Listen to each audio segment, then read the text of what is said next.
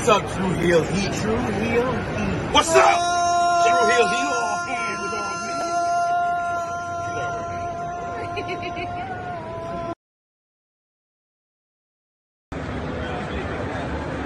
All right, ready when you are. Hey guys, I may have go away heat, but these guys have Tru Heel Heat. So you better listen to the podcast or else I'm gonna kick you in your fucking cock and balls. I'll get it.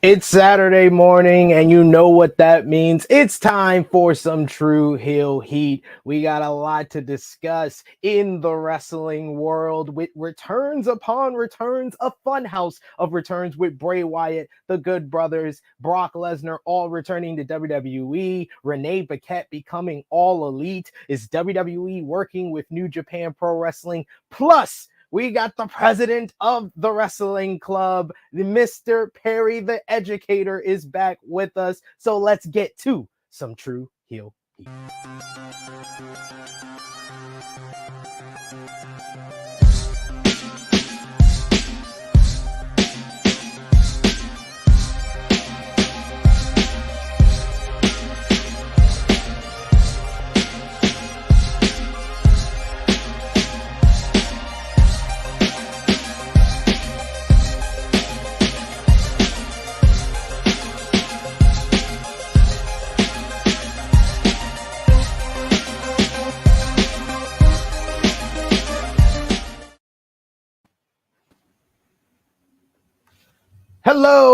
Hello. It is me, your Tru Heel Phenom, SP3. We are live on the Tru Heel Heat YouTube and Twitter for Tru Heel Heat 197, a fun house of returns talking about the latest wrestling news, including Bray Wyatt's epic return at Extreme Rules, Brock Lesnar, Carl Anderson, and Doc Gallows returning on Monday Night Raw. What that means is WWE working with New Japan Pro Wrestling. On the other side of the world, you got Renee Paquette becoming all elite, Orange Cassidy winning gold, plus much more. So we're going to talk about the weekend wrestling with Dynamite, Rampage, Raw, NXT, Smackdown. Yeah, New Japan Pro Wrestling, Declaration of Power, and Impact on AXS TV. And we will get everybody's match of the week.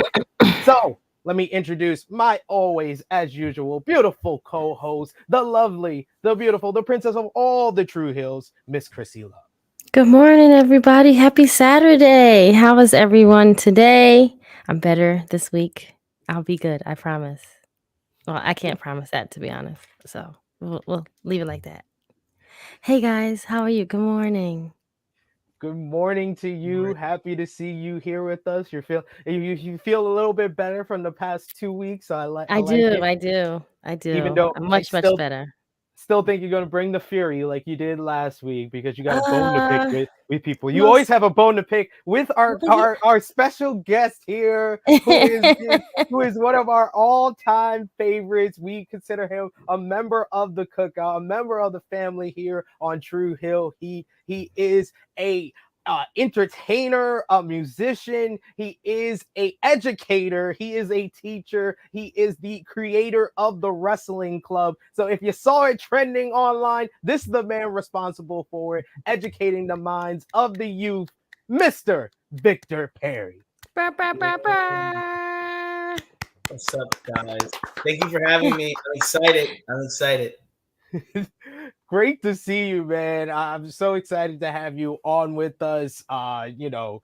Join us. It's been a few months since you joined us the last time. I believe it was earlier in the year, and so much has gone down, so much has grown for you. I try my best with the intro to tell everybody what you got going on here, but if anyone new is watching Tru Heel Heat who didn't see you the last time, please let the people know every great thing that you're doing. And what about your busy week with taking all the kids to Monday Night Raw, trending, and then appearing on WWE The Bump. You are probably one of our bigger guests that we've had on the show.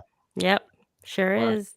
Yeah. My name is Mr. Perry. I run the wrestling club at my middle school, and it has grown immensely. I think the last time we spoke right after Sasha Banks had visited. Yes. The very next day. And so since then in May, it's just become this huge Big community. thing, yeah. Mm-hmm. Yeah. And I'm grateful for it. I love all the things that you're doing. You also have a new logo and t-shirt out. Please let the people know where they can find the t-shirt. We're going to put that in the description below for anyone watching on demand here, but let the people know. Yeah, so that came about literally in like 4 days. And it's so fun. You can buy the merch at foryourwear.com. And you'll see the link of how to spell everything. But we're really excited to do this partnership to raise more money so that we can take more kids and create more lifelong memories for children who are the future of wrestling and the future of the world. Yes, and I love all the stuff that you're doing. Just seeing all the videos, the pictures from the kids at Monday Night Raw, that was just amazing to see. And I was so happy to see you guys were trending because people just love the story, love the pictures and the videos with the kids. And Krissy, I hear that you're close to the wrestling club as well now. I am close to. First of all, I saw Mr. Perry yesterday at the school, and he didn't tell me that he was going to be on the show. That's one. Two. But no, one of my younger son is a part of the wrestling club and had the experience of going with Mr. Perry. He acted like it was his first time ever going to a damn show. I guess I feel away. One, because I took them to Smackdown. Maybe because it was Smackdown. Who knows? No, it's because he got to go with all his friends. It's probably because he got to go. Yeah, he was with his friends, and he was just like, he was sending us videos, and I was like, you weren't screaming this loud when you went with us, so sure, okay. Because he feel it a certain way now. Oh gosh, I thought we were on the same page now. Yeah. You always got a bone to pick with him. I love it. Every single time. No, not really. I try to be one of the good parents, to be honest. Oh, I'm not one of the bad parents. I'm one of the actually good parents. You can tell the truth here, though, Mr. Perry. I'm telling you the truth. Okay, Mr. Perry. Okay. Yeah, she's a great one. I try not to let everyone know that we know each other when we do interact because I don't want anybody to feel a certain kind of way. Yeah. But that like I know him very like I know him real like not you guys, but whatever. So I have to like contain myself. Like, hey, Mr. Perry, how you doing? Can't say, hey, bro, you saw that show last night, blah, blah, blah. Yeah. We can't get down like we usually, like, if it's just us two, then we'll get, do that. Right. But when we're in front with, other like, I want to know how y'all parent-teacher conference go. Like, do y'all be like, yeah, he's doing great in school. Yeah. But he did this in this class. And yep. And okay, that's enough. So yeah, did you see the show last night? Exactly. It does kind of sometimes segue that way. Or he was like, are you excited about the show that's tonight? It's gonna be really, really good. And he's like, all right, I'm gonna go talk to these students, and then he just goes. That's how it is. He gets you in passing. It's like an episode of Abbott Academy. Yeah, low key. Yes. Yep. That's my show. That's my show right there. I love that. That's great. Abbott Elementary? Yes, Abbott Elementary. Excuse me. Yes. Oh, that's a great show, by the way. Such a great show. I love it. It's so funny. Yeah, love that show. I told one of my friends that the teacher Janine is actually the creator. They didn't know that. I was like, how you didn't know that? Poor things. I try to let people know, but we do have to start this episode by letting everyone know we appreciate you for joining us on Tru Heel Heat every single Saturday, 11:05 a.m. Eastern time. So show your appreciation back the simplest way by dropping the thumbs up on this video. Share this video with all your wrestling fans, friends, and family on all your favorite social media platforms. If you are new to the Tru Heel Heat YouTube channel, hit that subscribe button, hit the bell to stay notified for all the great content here. And of course, if you are with us live in the live chat, sound off. Let us know what you thought about all the latest wrestling news. Any topics that we missed, let us know in the live chat. The best way to do that, though, is with a super chat donation. It helps out the channel, helps us grow, and of course, makes us sure we highlight your comment on screen. We got CM here who says, good morning. We also got Romeo. You know we have a special guest when Romeo's up early for Tru Heel Heat. You know it's going to be a good one. Romeo. We got Ace saying, what's up, y'all? We got Nick Jackson who says the professor has returned. We got we got G Loke who says what's going down. We got Frantic World saying what's up, SP3, Krissy, Victor, and chat. And we got Negro Buck who says, to be fair, Krissy was Triple H in charge when you took your son to SmackDown. See, why do you have to go to that part, guys? Like, I mean, It's valid. probably in fairness, no, he was not. But whatever, it was okay. It's fine. He was with his friends. He was with, He was with me. Come on. Yeah, exactly. He was with, he was having fun, so it's okay. It's fine. Exactly. Mr. Perry makes it fun for all the kids. We got Negro Bug who says, love the shirt, SP3. Thank you. Try my best on a Saturday to be a little fun. And then we got a super chat donation here from Vala B who says, Nice. Greetings, good brother SP3, good sister Krissy, and welcome back, Professor, the Educator. Did you tell the kids all the names we gave you? Yes, they know it, but they gave me another one. Oh, what is it? What is it? Perilous Perry. Perilous Perry? That is like if you showed up in NXT 2.0, definitely that was me. Perfect. Low-key, I was like, where did y'all learn that word? Right. I didn't teach it to you. He's like, I'm not taking responsibility. And you teach ELA. So I was like, yeah, you definitely didn't tell him that word. Yeah. Perilous Perry. It's cute. And there's a picture. I don't know if y'all saw it. I posted it a while back. It's like a kid drew it, and it lives on the front board in the room. So like, yeah, I'm Perilous Perry to the kids. I love it. Well, do tell me like what's like next for like the wrestling club. I see a lot of your like posts and tweets where you're talking about like different ideas. What's like the next step? I know you've grown so much. You have like 65 students in the class in the club now. It's amazing what you're doing, but tell us like what you're gonna do next. I know you got the Madison Square Garden show later this year. So what's next for the wrestling club? So we will be attending those wrestling girls, their celebration in November. You're bringing the kids. Nice. Yeah. And then we will be attending, hopefully, I was talking to Krissy about it yesterday, asking her to be a chaperone for Full Gear in Newark. Oh, nice. Yeah. I'm just waiting to get it approved. We've never done an out-of-state trip. And so we just got to make sure we just get all the logistics and everything approved and planned. And then I'm going to Survivor Series by myself, just because I just want to experience one show by myself this year without the kids, and also hang out with my friends that I've met online. And then I'm thinking about the Christmas show, but I haven't I don't know why tickets go on sale so early, because it's like, dang, like we're trying to do Full Gear, but then we're also trying to do the Christmas show. I don't want to ask too much of parents with the money and the cost. So just trying to figure that out. We may have a few guests coming by and either stopping in to say hello to the kids, or Zooming. Like yesterday, we had a Zoom session with Teal Rhodes, and then Cody showed up and sent a video message. So we got some cool things planned for the rest of this year, just to go out with the bang, but for 2023, where it's going to get crazy. I love it, man. I love it. And you also hit your goal on GoFundMe, right? Oh my goodness. Yes. And,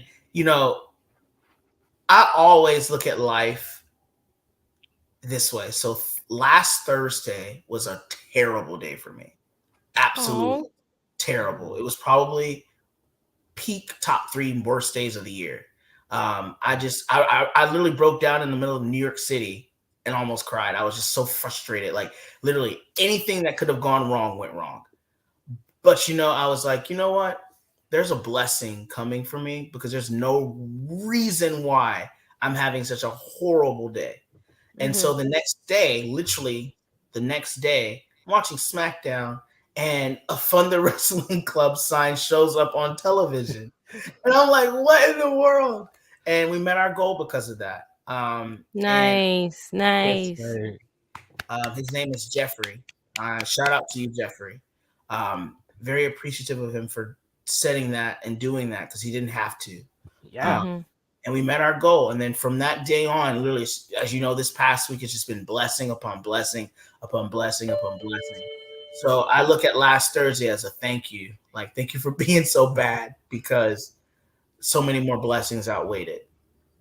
Yeah, you kind of need those moments to realize what you have and then prepare you for what's coming. So I'm glad that you've had such a great week. Cody on the Zoom with the video message, show up at Barclays Center for Raw. You got to see Carmelo live, which was great.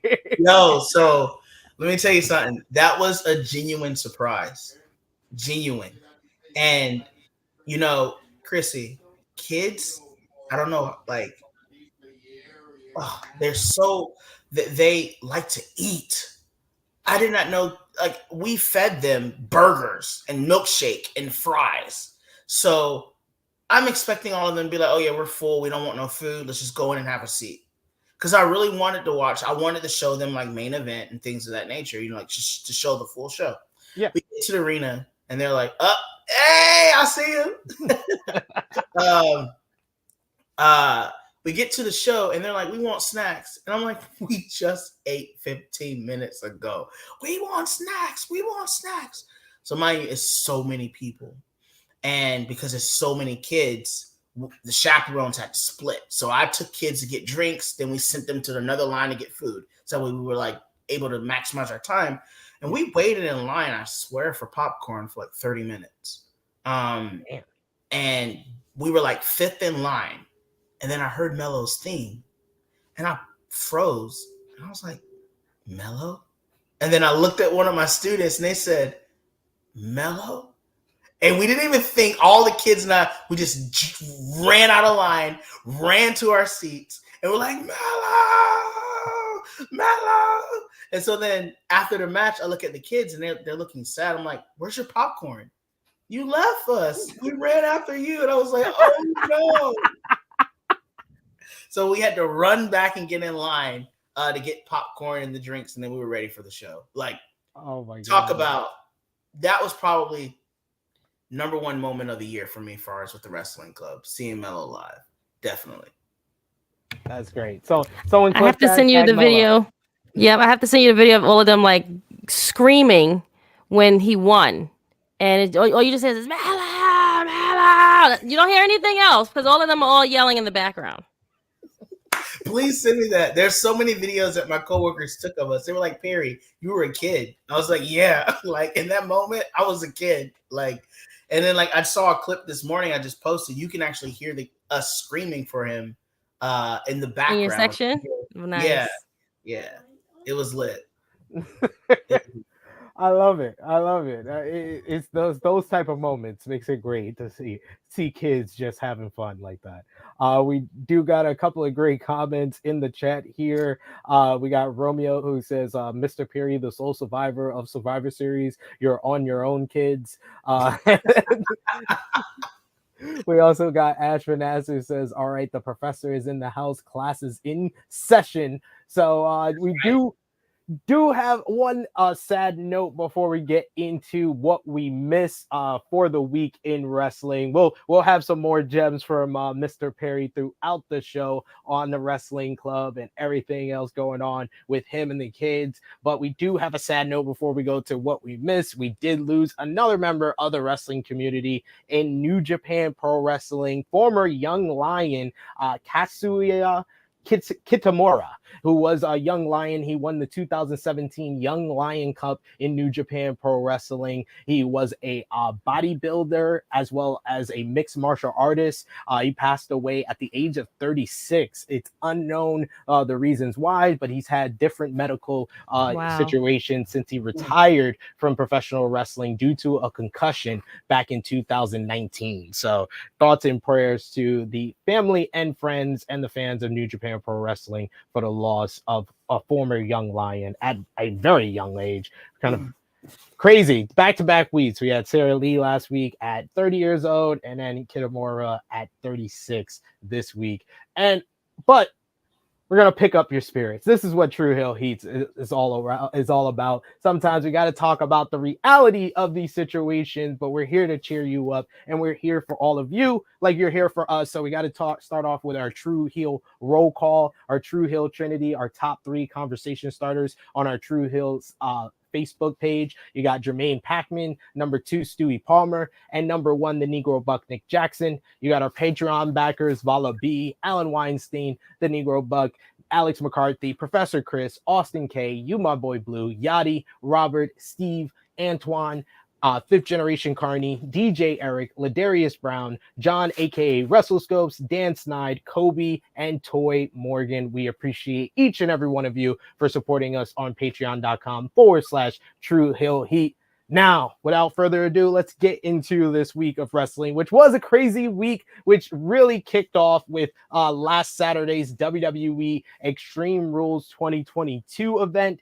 After weeks of teases, we finally found out who the White Rabbit was, and of course it was revealed as Bray Wyatt in an awe-inspiring reintroduction to the company for the former WWE champion. You had the Firefly Funhouse characters come to life, and a brand new character introduced from Bray Wyatt with kind of like a black phone mask, and he revealed himself. Definitely black phone mask. Yes. Definitely black phone mask for sure. And he revealed himself to a epic pop, one of the loudest pops in recent WWE history, and one of the biggest returns of the year in professional wrestling for Bray Wyatt, paying off weeks and weeks of these White Rabbit teases. You also had Matt Riddle defeat Seth Rollins in the Fight Pit match with Daniel Cormier as the special guest referee. The Brawling Brutes pulled off the victory over Imperium in a tremendous, good old-fashioned Donnybrook match. You also had Rowdy Ronda Rousey, Krssi Luv defeat Liv Morgan to regain the SmackDown Women's Championship. Liv Morgan kind of snapping after the match with the big smile. You also had in what was another great matchup on this show from the women, you had Bianca Belair getting the victory over Bayley in a ladder match to retain the Raw Women's Championship. And what felt like I was getting a time machine back to the Attitude Era. You had Finn Balor defeat Edge in an I Quit match, a roller coaster I Quit match, after Rhea Ripley threatened to concerto a knocked out Beth Phoenix and then gave it to her anyway after the matchup. So good. Yeah. Mr. Perry, what did you think about WWE Extreme Rules? What was your match of the night? What was your low light of the night? Match of the night had to have been have 3 because they gave what we wanted.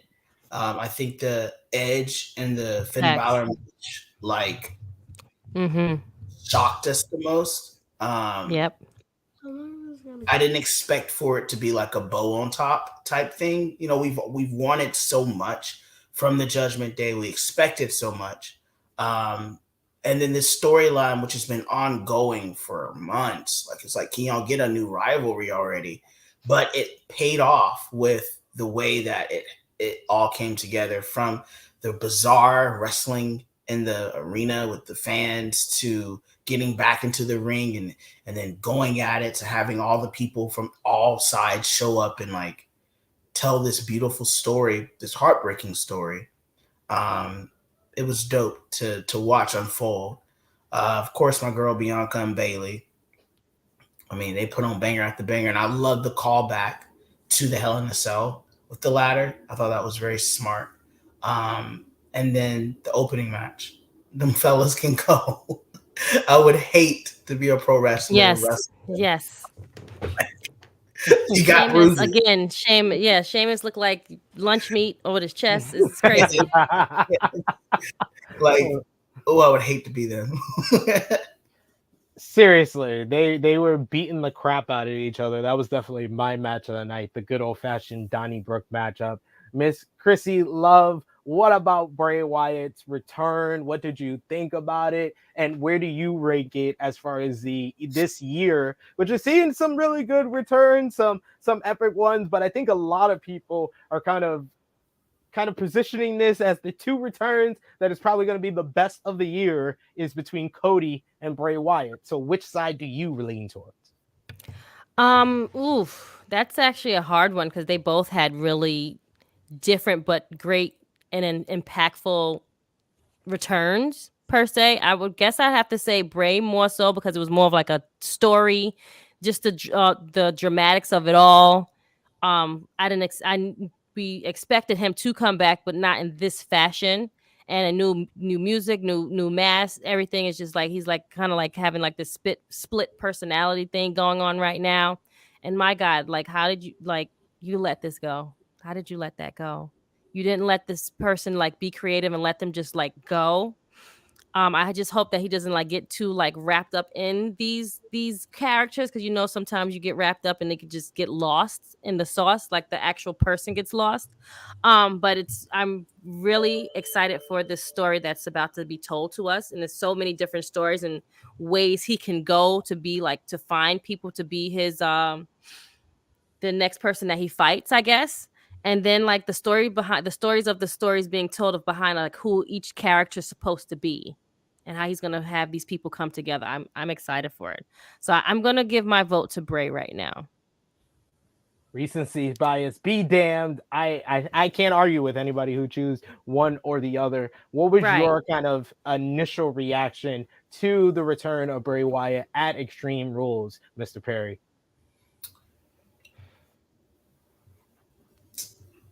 For me, it was really cool to see, but I think Friday was what solidified it. Because, like we all knew it was Bray. This is like, so like seeing it on Extreme Rules in a way it was delivered in a way that was so cinematic and so like awe-inspiring. But to actually see him on Friday and just hear him talk, that's what, like, I was literally crying. I was like, yo, like, we don't stop and think like these are people's lives sometimes. Like, this is their livelihood. This is what puts food on the table and pays the bills and what they're passionate about. Like, I can't imagine not being able to be a teacher, or like last Thursday, the scare of like me losing the wrestling club, like that wrecked me. Like, and I can't imagine being so passionate about something and losing it without even leaving a legacy, And so to see him be so vulnerable in a space where everyone's just so excited to see him, and he's got all this attention and all this exposure on him, and this build that has been absolutely remarkable. It just, for me, Friday was when it sunk in like, yo, this is real. Like, this right here is actual real. Like, this is what pro wrestling should be for everything. And so that's what solidified it for me Friday. Well, they had some notes coming out of Extreme Rules and the initial return of Bray Wyatt. He took to his Twitter account after the show to reply to a video of a young fan reacting to his return at Extreme Rules at home. And he says, "This is why I missed you too, all of you." Fightful Select reports that according to sources in the company, Wyatt's return was well received, and they were happy with the buzz that was created by the teases leading up to Extreme Rules. The report notes that as early as a week after Vince McMahon exited WWE, members of the new regime were optimistic about Wyatt's return. The report notes that some of the references used in the teases had to be approved, but that standard members of WWE's creative team were mostly hands off with it. It was added that Wyatt has a good relationship with Rob Fee, who is WWE's new director of long-term creative. And as has been noted, Fee pitched a movie project featuring The Fiend last year before Wyatt was released. Sports Illustrated reports that following his release from WWE in August of 2021, there were several companies that reached out to him, including AEW, Impact, and Lucha Libre AAA. Of course, nothing was ever signed, and Wyatt never appeared for those companies. After his amazing return, Wyatt was not present for Monday's Raw at the Barclays Center. According to PW Insider, Wyatt is currently set only for SmackDown appearances moving forward. And the Wrestling Observer newsletter has some more notes on the rumors about the new Wyatt 6 group that Bray Wyatt is expected to lead now that he is back in WWE. Wyatt filed the trademark for the term back in July and was joined by several characters when he returned at Extreme Rules. There is reportedly a long plan for the group that leads all the way up to WrestleMania. According to Wrestling Observer newsletter, there are the rumors of the identities of the members, with Joe Gacy as Huskus the Pig, Grayson Waller as Mercy the Buzzard, Alexa Bliss as Sister Abigail, Eric Redbeard, aka Eric Rowan, as Ramblin' Rabbit, and Bray Wyatt's brother Bo Dallas as The Fiend. There were teased hints for Gacy as Huskus, while the Mercy character resembled Waller with a shirt he'd previously worn and a similar height and build. Sources say that some of these are believed to be accurate, but things are up in the air. Other possibilities are Liv Morgan and the Dyad. Meanwhile, Malachi Black was teased, but he has said he is still in AEW, so this likely won't happen. Either way, the identity should be known within the week. On that note, Bo Dallas is following his brother back into WWE, according to a new report. Figure 4 Online's Brian Alvarez has confirmed that Dallas is expected to be back in the company very soon.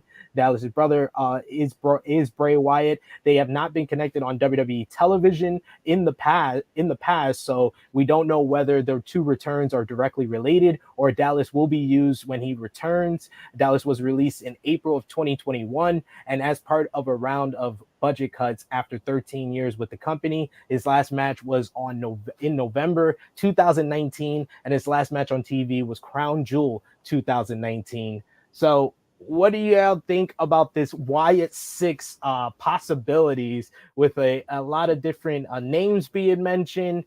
Do you like the kind of the idea of what they're going with the NXT talent like Joe Gacy and Grayson Waller being used in the group? And who would you have in a Wyatt 6 stable with Bray Wyatt? Miss Krssi Luv? I'm sorry, repeat it because someone was asking me a question. I apologize. I said if you could put anyone in the Wyatt 6 group, who would it be? And what do you think about these tease members with Joe Gacy being said to be Huskus the Pig, Grayson Waller one. as Mercy the Buzzard, he's a troll and he can get on people's nerves, so maybe that's a good thing. True.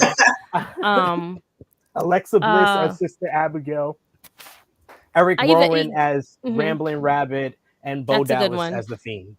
I love that they brought his brother. Maybe his brother wanted to come back because after a while, he was released too. I like the whole brother relation. They never really got this, be shown as brothers, unlike like the Usos or whatever. But yeah. I love Alexa. If they do Alexa the right way, like do it right. I mean, it started off right and then it just went another road. I guess it went left.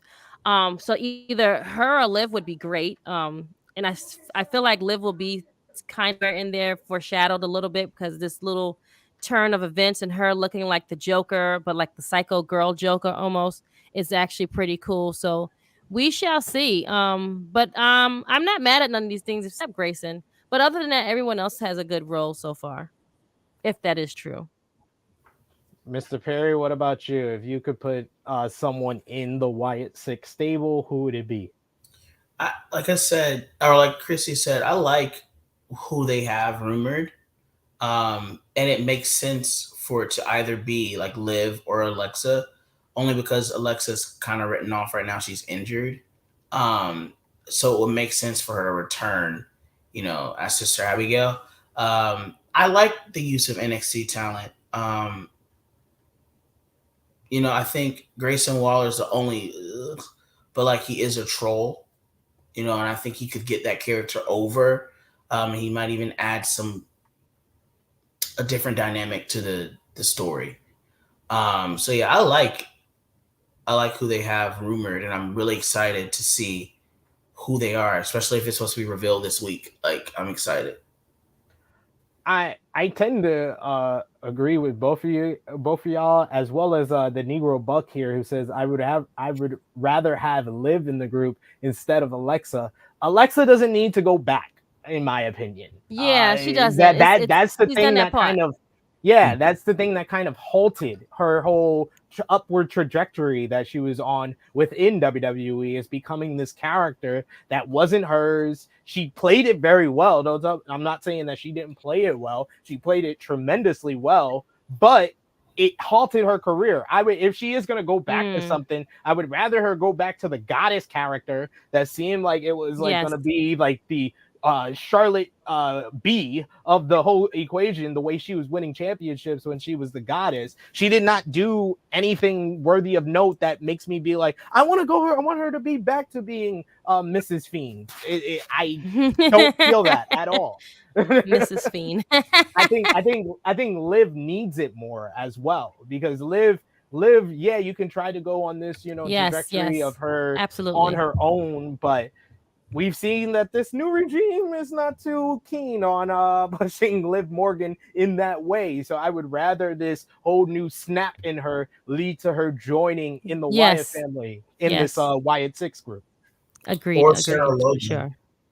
Sure. Sarah Logan go be with Viking Raiders. There's the feud. You book it. Wyatt Six versus the Viking Raiders. There it is. Can we just appreciate all the factions? Like, it's dope. Yes. I said it yesterday, I believe, and I'll say it here. My man Triple H is smart. Someone beats you, you steal their playbook. Watch Monday Night Raw and tell me the format is not AEW Dynamite. It's AEW Dynamite. It's mostly matches, maybe a few angles, maybe a few backstage, but it's wrestling throughout. It's wrestling throughout the whole, That's the AEW format. And now he's taking the AEW format.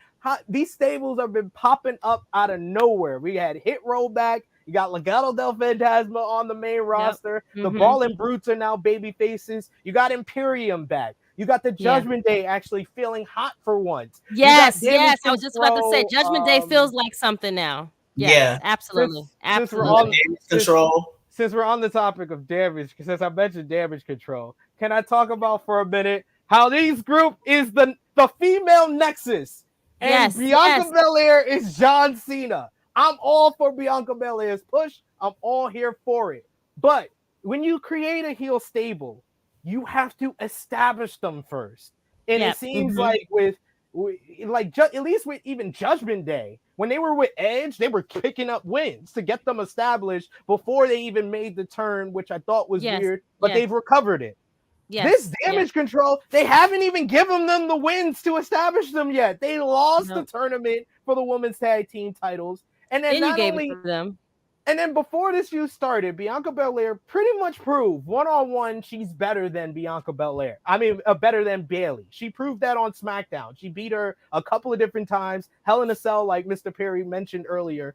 But literally at Extreme Rules, they made it known that she's better than Bayley in a 3-on-1 situation as well. Damage control is dead as a doornail to me. It's going to take either a new member to join the group, but if they expect me to take it seriously, if you give Bayley another shot and then she wins there, it's just like, nah, I'm going to be like, it's too little too late. Like, you didn't even establish them yet for me to even get into it I feel like the excitement that I had when they came together at SummerSlam Mhm. is completely gone after Extreme Rules. I think the issue is Becky got injured. And so they had to go straight to Bianca. And it's too early in Bianca's reign to just take the title off of her. And so it's difficult because there's Bayley is a top tier talent. So she could have feuded with Becky, and then Bianca could have gone on and done other stuff and then got, put into it later on this year. But I think everything just moved up. And so they're scrambling, I think, with figuring out what story they want to tell. I think they have an idea for what they want to tell for Mania season, but getting there is where we're having all these like hiccups. Because you're right, like they should have won the tag team tournament. Like that was weird. Then they gave it to them this week. Like they're not really defending it, but apparently they're defending it next week against Raquel and Shotzi. So then it's like, it's just hard. They need more women. They should have called up Toxic Attraction. They should have brought up, they're bringing up Roxanne. Like, you have women in NXT that are ready to go that can help tell these stories. And then you can keep Bianca out of the conversation. Because right now she's too goated. Like, only person I can see her losing to right now is Rhea. Yeah. If Judgment Day went after her. You see what I'm saying? 100% with you. Like the best thing they've done for Rhea since she's returned is keep her away from this whole title scene. Mm-hmm. She hasn't even wrestled since her return. Just her subbing, making Dom a sub, and then convincing Dom to come to Judgment Day. And then what she did to Beth Phoenix, she seems like the only woman possible who's super powered like Bianca Belair. Yeah. Mm-hmm. Yeah. No, not even powerful.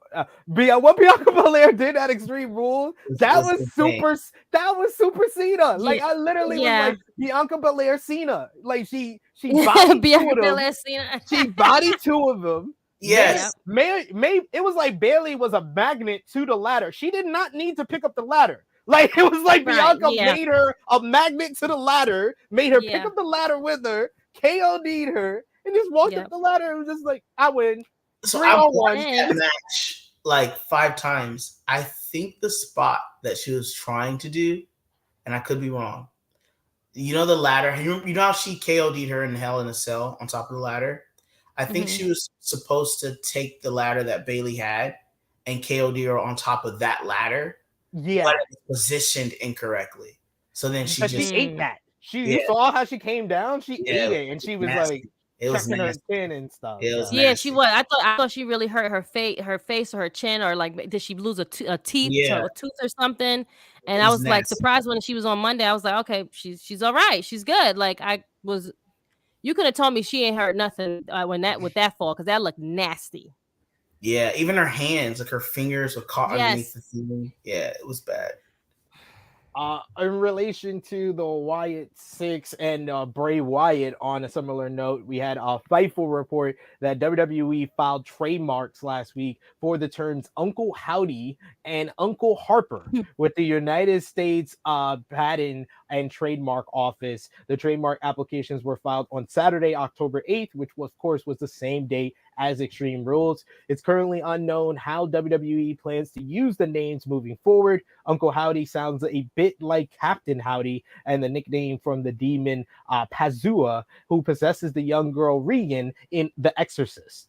So that would fit in with what Bray Wyatt always does. And apparently there's a rumor, I believe it was a rumor, I don't know who reported it. If you do know, put it in the live chat, but it was reported that the masked version of Bray Wyatt, which we're going to talk about from SmackDown, that's Uncle Howdy. So we shall see. And it would make sense if the more emotional Bray Wyatt is Uncle Harper. He's possessed by Luke. That would be weird. That would be too weird. Scratch that.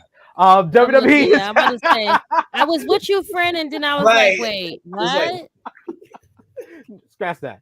WWE is happy with the results of Extreme Rules, touting the show's success in an internal memo. The Wrestling Inc. reports that the memo was shared today.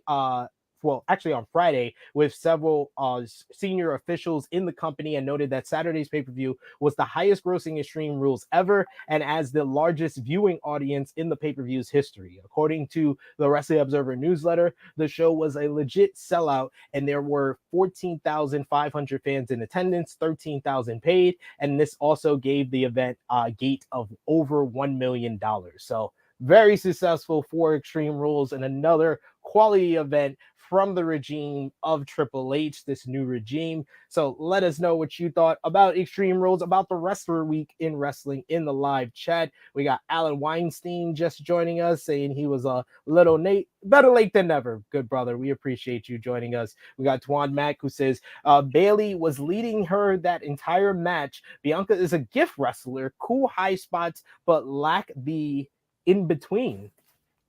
I mean, I will say Bayley did lead the match. I will say that. It was very clear. And I love the spot where she told the kid, I'm winning. That popped me.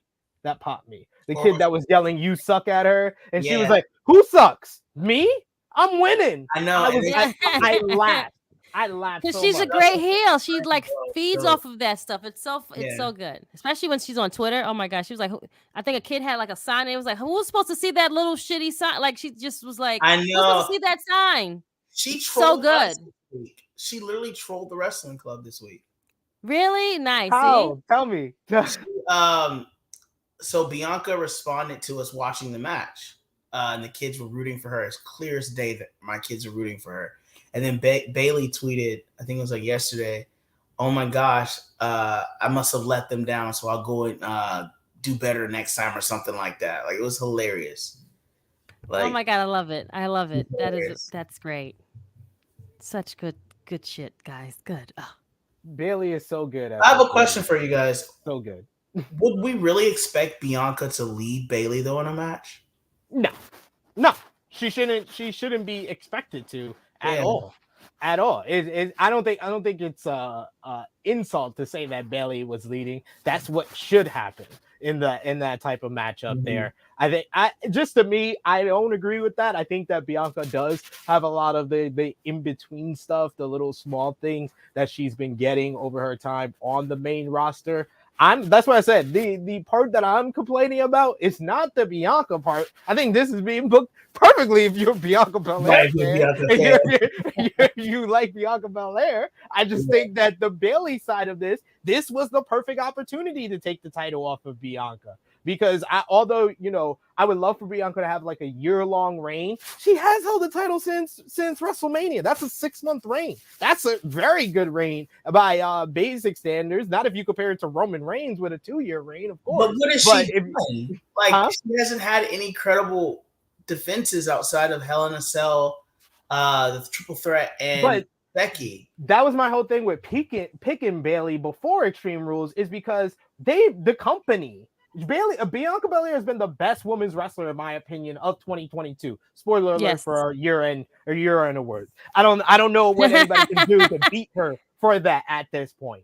But as far as I agree. As far as this company, since she became champion at WrestleMania, the first half of her reign, the company focused more on Becky on her own brand more than her.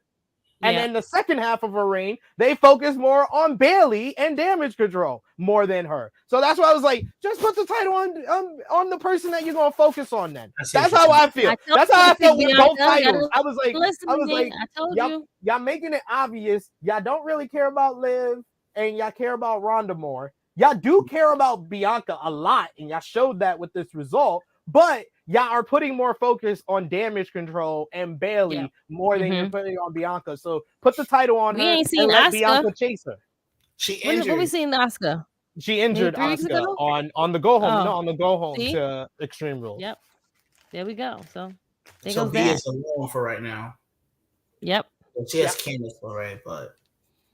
Yeah, and then let's talk about Raw then. You brought up the day where I was just like, what are we doing here? On Raw and SmackDown, I feel like they booked matches that I was just like, neither one of these people can lose. What are we doing? But Raw did a pretty good number against the NFL competition. They did 1.8 million viewers, which was up from the last couple of weeks. The show featured two huge. They was waiting for Bray for like 3 hours and he never came. Well, to be fair. Wow. Just But saying. they gave the Brooklyn crowd 2 huge returns with the Machine Gun Carl Anderson hated and it. the Big LG Doc Gallows reuniting with AJ Styles as the OC to attack Finn Balor and the Judgment Day, while Brock Lesnar returned to confront and attack United States champion Bobby Lashley, Trash. Throw the which shit in the allowed garbage. Nope. which allowed Throw it in Seth the garbage. Rollins, Yep. which allowed Seth Rollins to take just advantage Brock- and win the United States Championship from the Almighty. You had Matt Riddle defeat Sami Zayn in a fun bout, thanks to Jey Uso not helping Sami. This followed the Bloodline kicking off the show with This Sami is a telling great story. Jey he's not being Uso enough.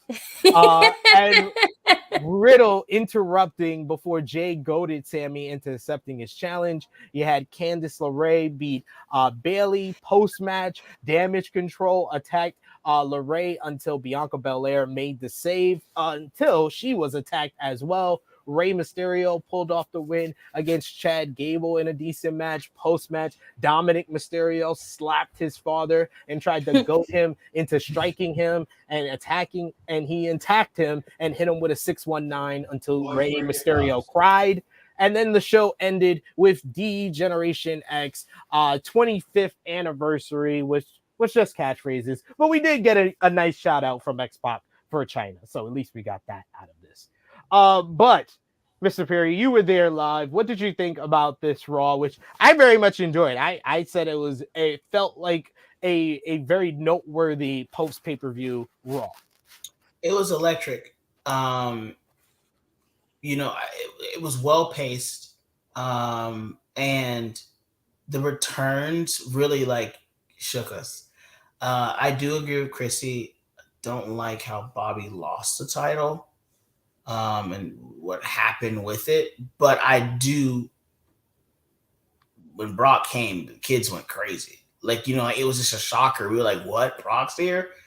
Oh my gosh. And then I've never seen a championship change in person, and I know my kids hasn't. And so to see Seth get it, it was really cool to feel that energy. There's magic behind those titles. And to see someone crown champion, there's a lot of magic in that moment. OC returning was dope, but we had already seen the report, so we knew it was coming. This is the thing that I hate. I wish there was exactly that part. You said it. I wish we didn't know things. I wish. This is when the internet. This is where you wish the internet didn't happen. This is where you Twitter, get off the internet. Yes, simple. But no, it's not even simple. But no, it's not even that simple. To be honest, it's just like why we just can't keep things a secret now. Just don't leak it. It loses its authenticity. I'm just gonna tell you, y'all know where my missus work. If she was giving me insider information, I'm snitching and I'm reporting it so I can make some bread. It's hard out here in these streets. I got 2 babies. They wear big ass diapers because they got big ass asses, and I need to put diapers on them asses. So stop it. First of all, if I know the Good Brothers is that shit off. You do I'm 5 snitching. million podcasts. You not strapped for cash, friend. Stop it. I'm snitching. Hey, these podcasts don't pay that much. If I was out here snitching, I'll be making that Sean Ross Sapp money out here in these streets.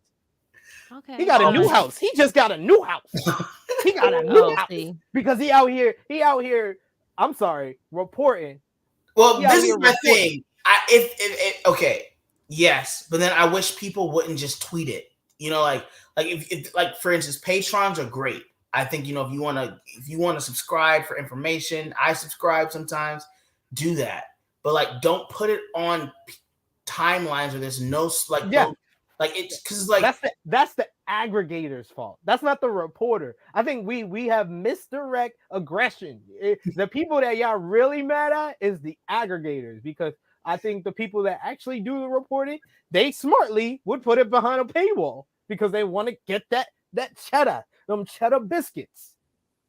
From It's the Popeyes. aggregators. Yep, from Popeyes. From Popeyes cheddar biscuits with your chicken Popeyes sandwich. cheddar biscuits are amazing, by the way. They are. No, that's not Popeyes cheddar biscuits. That's you mean Red No, Lobster's Red cheddar Lobster. biscuits. Red Lobster Popeyes make cheddar biscuits. yeah. Don't okay. See, Don't do Red Popeyes now. Lobster. Don't do Popeyes. Don't do Popeyes. No. Popeyes is just not cheddar biscuits. Popeyes is really good though. I thought With you a were little trying to say honey it's and not little jelly. It's alright. It is some good biscuits. Some good ass Yo. biscuits. But I They just got some pray really good- to the gods that there's no spoiler at all. For Mercedes Sasha, and that's they better keep that a secret. They have to. If they don't, then they're stupid. That's what I the think. Money. I think she's purposely delaying her return. Yeah, Because it's been reported on that she's coming. It's been reported on that she was gone. So I think that she's waiting for the right moment. And maybe it'd be in Boston, in her hometown. And that's why I bought tickets.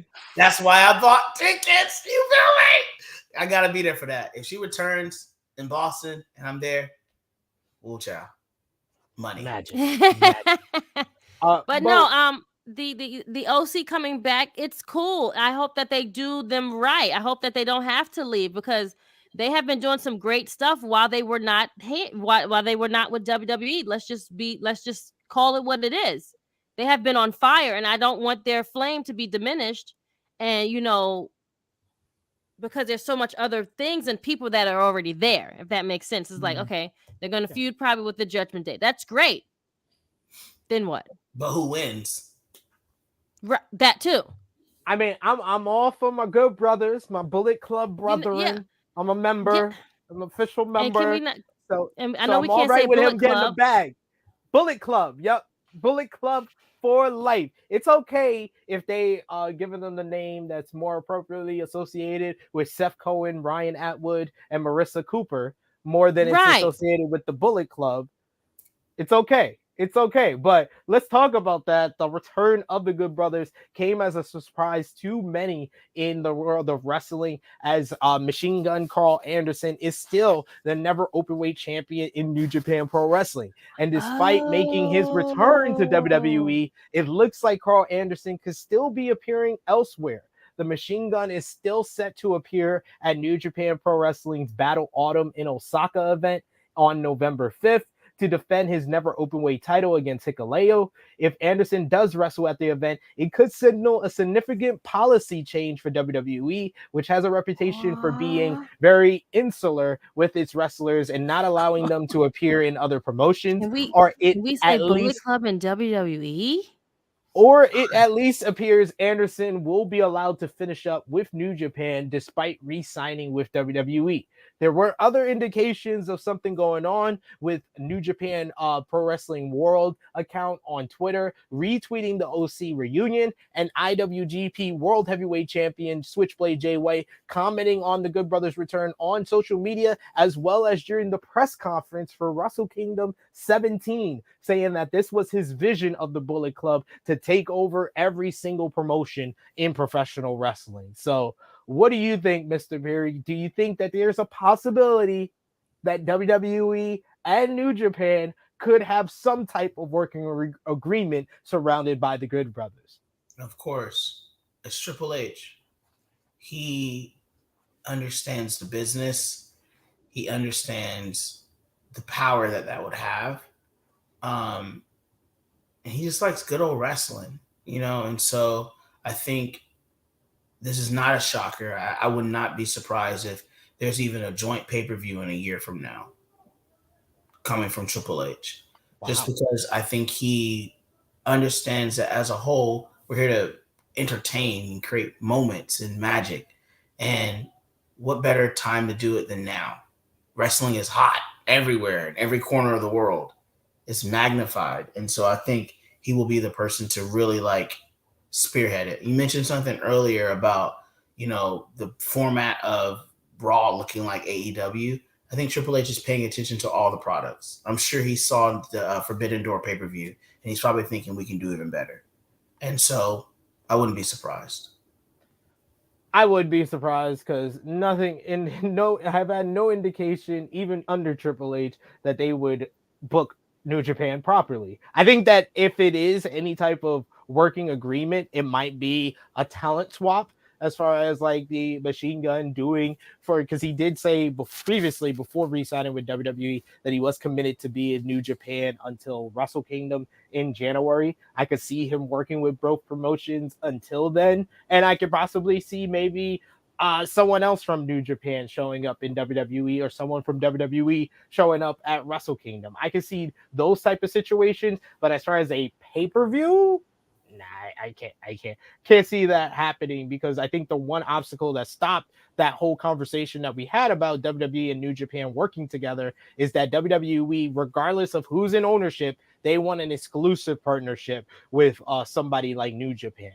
That although, yes, it will, I think Triple H is definitely committed to providing great moments and great wrestling for the fans. WWE is also committed to hurting AEW at this point. I think all the evidence and reports we've heard say that. So they would want to hurt AEW, and just having a partnership with New Japan, who's still able to work with AEW, that makes New Japan, that helps only really New Japan, because then they become the forbidden door that can work with WWE, that can work with AEW, that can work with Impact Wrestling. That doesn't help WWE. The way this partnership would help WWE is if they stop working with AEW and only work with WWE. That's dope. Thanks for educating me. I'm sorry. Krssi knows. The business side of this is the thing that makes this wrestling thing the best for me. That's dope. We do have a couple of super chat donations. Keep those comments coming in the live chat. You guys are awesome. We got Vala B with the super chat donation, who says, "Oh look, Brock is back and cost Bobby a belt again. This is a pattern with Brock. Anderson, you can't keep defending your never belt." Yes, Hikuleo called him out for ducking him, and I agree with Mr. Perry and Miss Krssi Luv that it just didn't feel right to see Brock Lesnar cost another black champion gold. Like, y'all are literally making this a part of his character at this point. What was y'all reaction in the crowd, Mr. Perry? It was a lot that was happening, you know. It was the excitement of seeing a potential Brock versus Bobby match again, Brock coming back. Then we knew Seth was coming. So it didn't sit on me until after. And then I was just like, damn, again, like, we couldn't figure out a better way to get the title off of Bobby. Bobby was booked so strong. Yeah. He looked so good as the U.S. champion. Like, yes. He gave it a good run. He did good with his run, and then you diminish it with that. I was like, come on, we already knew how you like Seth was gonna win. Great, no problem. I have no problem with that. The problem I have is like why Brock that way. That's my problem. Because it made Bobby look weak, and we know Bobby very weak. To Brock. And especially Bobby was the one that beat this man. So now I can't really believe that him beating him was even really like. Yeah. It makes it look like nothing now.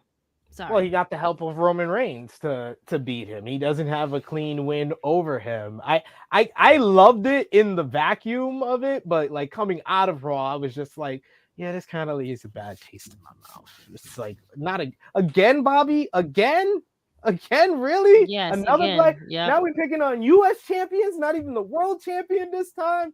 Final Raw note. USA Network is reportedly very happy with how Raw's ratings have been doing and have been approving as of late. The Monday night show has shown marked improvement since Vince McMahon exited the company in mid-July, with the numbers from July 25th, the first post-McMahon episode, to current averaging a 0.52 demo rating and 1.886 million. Those are marked improvements from the 0.46 demo and 1.735 million for 2022 up until that point, which is particularly notable considering that 5 of the 12 weeks have been against Monday Night Football. According to the Wrestling Observer newsletter, while network officials were privately frustrated with Raw's drop-off in recent years, they've now been thrilled about the numbers and are hoping the returns of Bray Wyatt, though he is currently set for SmackDown, could help indirectly lift numbers across the board with increased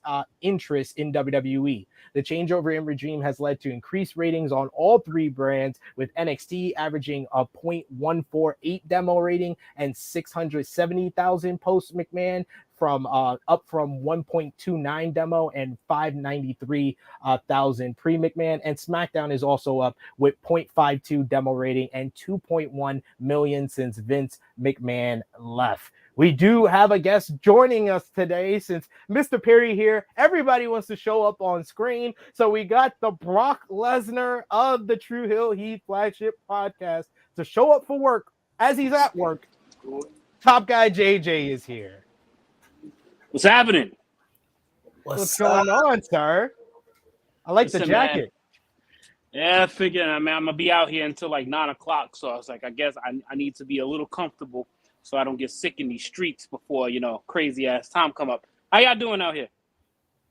We're doing well. We're doing well. We're sir. doing great. How are you, sir? Good, man. Just getting ready to go up inside this building here for the rest of my fucking night, But wanted to kick it with you guys since I had a pretty smooth travel over here. Hey, boo. How are you, my love? What's going on, friend? We chilling. What's going on? What's the word in this wrestling stuff, man? Because I just try to get back in the loop a little bit. I saw Bray Wyatt's promo for SmackDown. I did get to catch that on YouTube.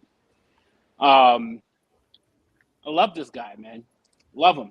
Absolutely love this dude, man. Just that's why I get so passionate when they fuck him up, man. Like, it's because of how I feel about him. Because he's got the best brain to me in the business. And 1 to 2 terrible calls completely ruins him. And it felt great seeing it. Felt great seeing this stuff, man. I know y'all probably covered this in the first whole hour already. No, we haven't even gotten to that yet. We were talking a lot about Extreme Rules. We finished talking about Raw. Okay. Yeah, I actually had the TV on Raw for the first time in like 4 months, and Brock Lesnar over here beating up on Bobby Lashley again. Beating up on black champions. I was like, wait a minute, is Brock Lesnar really going after the U.S. title? And then, okay, nah, he's really not. He just wants to beat up black, another black dude. And Seth Rollins takes the U.S. championship. I'm like, oh, okay, this is weird, but I guess I don't know what's going on, so I guess I got to go with it because I have no idea what the hell's going on with Raw. That's fair. I mean, there's a lot going on Raw. I know Mr. Perry was there live. We even got, I believe it was Romeo. Yeah, Romeo says the kid in the crowd dancing to Seth's theme was great. Made it to the WWE Twitter account as well. That was great. Really nice. I forgot. Yeah, Raw was in Brooklyn last Monday, right? Yes. Yeah. Oh, it's at the Barclays Center. It's like 10 minutes away from me. I still had no interest in going. I have a cool fun fact about that kid. Okay. He is the reason why the wrestling club exists. Really? That I took a year ago. That's what's up. To Raw. And so to see it come full circle, he's now the president of the club. And to see it come full circle where he's being recognized on a platform like WWE is dope. And Seth even tweeted at him and like showed him some love. So the kid is like head over the heels. Because like the very first show I took him to, he did the same thing.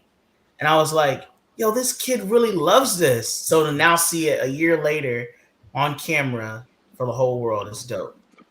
Oh, shit. I'm so sorry. I just fucking caught on. Mr. Perry, what's going on, man? I ain't even... Wait, what? I'm like, oh, this you didn't know who we spoke to this whole time? This is the teacher that Krssi Luv had a beef with for like 2 hours the last time he was on the show. Because Sasha Banks was in Brooklyn and was up in the kids' school and wasn't told. So Krissy had beef for the entire show. Oh, snap. Yo, what's good, homie? What's up, man? Well, you'll be pleasant to know that I teach Krissy's son, and he's in the wrestling club. He's in the... Yes, that's what's up. So, Krissy, did he make it up to you yet? Wow. See how it be your own family. I swear, it be your own family that do you like this, yo. That's when you know when you go to a cookout, right? When you haven't seen the family in like 3 years, you be like, "Oh, yo, that's the dude that slapped your son." Oh shit! Like, wait a minute. Yes, CM Knowing said y'all it right. JJ is that cousin. Yes. He's definitely that cousin. He is that cousin that you be like, oh, this dude at the cookout. Dang, like what? Damn, I know. Remind me not to tell him oh, nothing. Shit. Like, yo, that's He that about one to that say tried to. some shit. He gonna come up to the cousin like, oh, this the one that just got divorced. Oh, Yep. oh, Yo, you just had the baby by the other dude. Oh, Yes, that's exactly. fucked Yep. up. he That's left him. you. He left you, right? I'm Oh, sorry this the about one that. y'all was talking about. Oh, Yep. Mm-hmm. That's JJ. I kind of thought that random ass reaction would get a response. Great job. Frantic World says the OC is going to face Alpha Academy on Raw this Monday. There should be a pretty good match. Man, Alpha Academy has been getting that work every single week. They love Your them. Alpha Academy is on top. I love them, and they will probably lose, but it's okay. But I want to be in the Alpha Academy. I love them. Shoosh, please. Shoosh, please. Thank you. Talking about our whole WWE and New Japan possibly working together through the Good Brothers combo. Frantic World says New Japan got 2 baby mamas that don't like each other. Yes, That's fact. pretty much. No, basically WWE is that girl they met in the club one time. They got her number, but they never went out on a date with her. And then they got into a whole new relationship with somebody new in between. And that's AEW. That's how it works.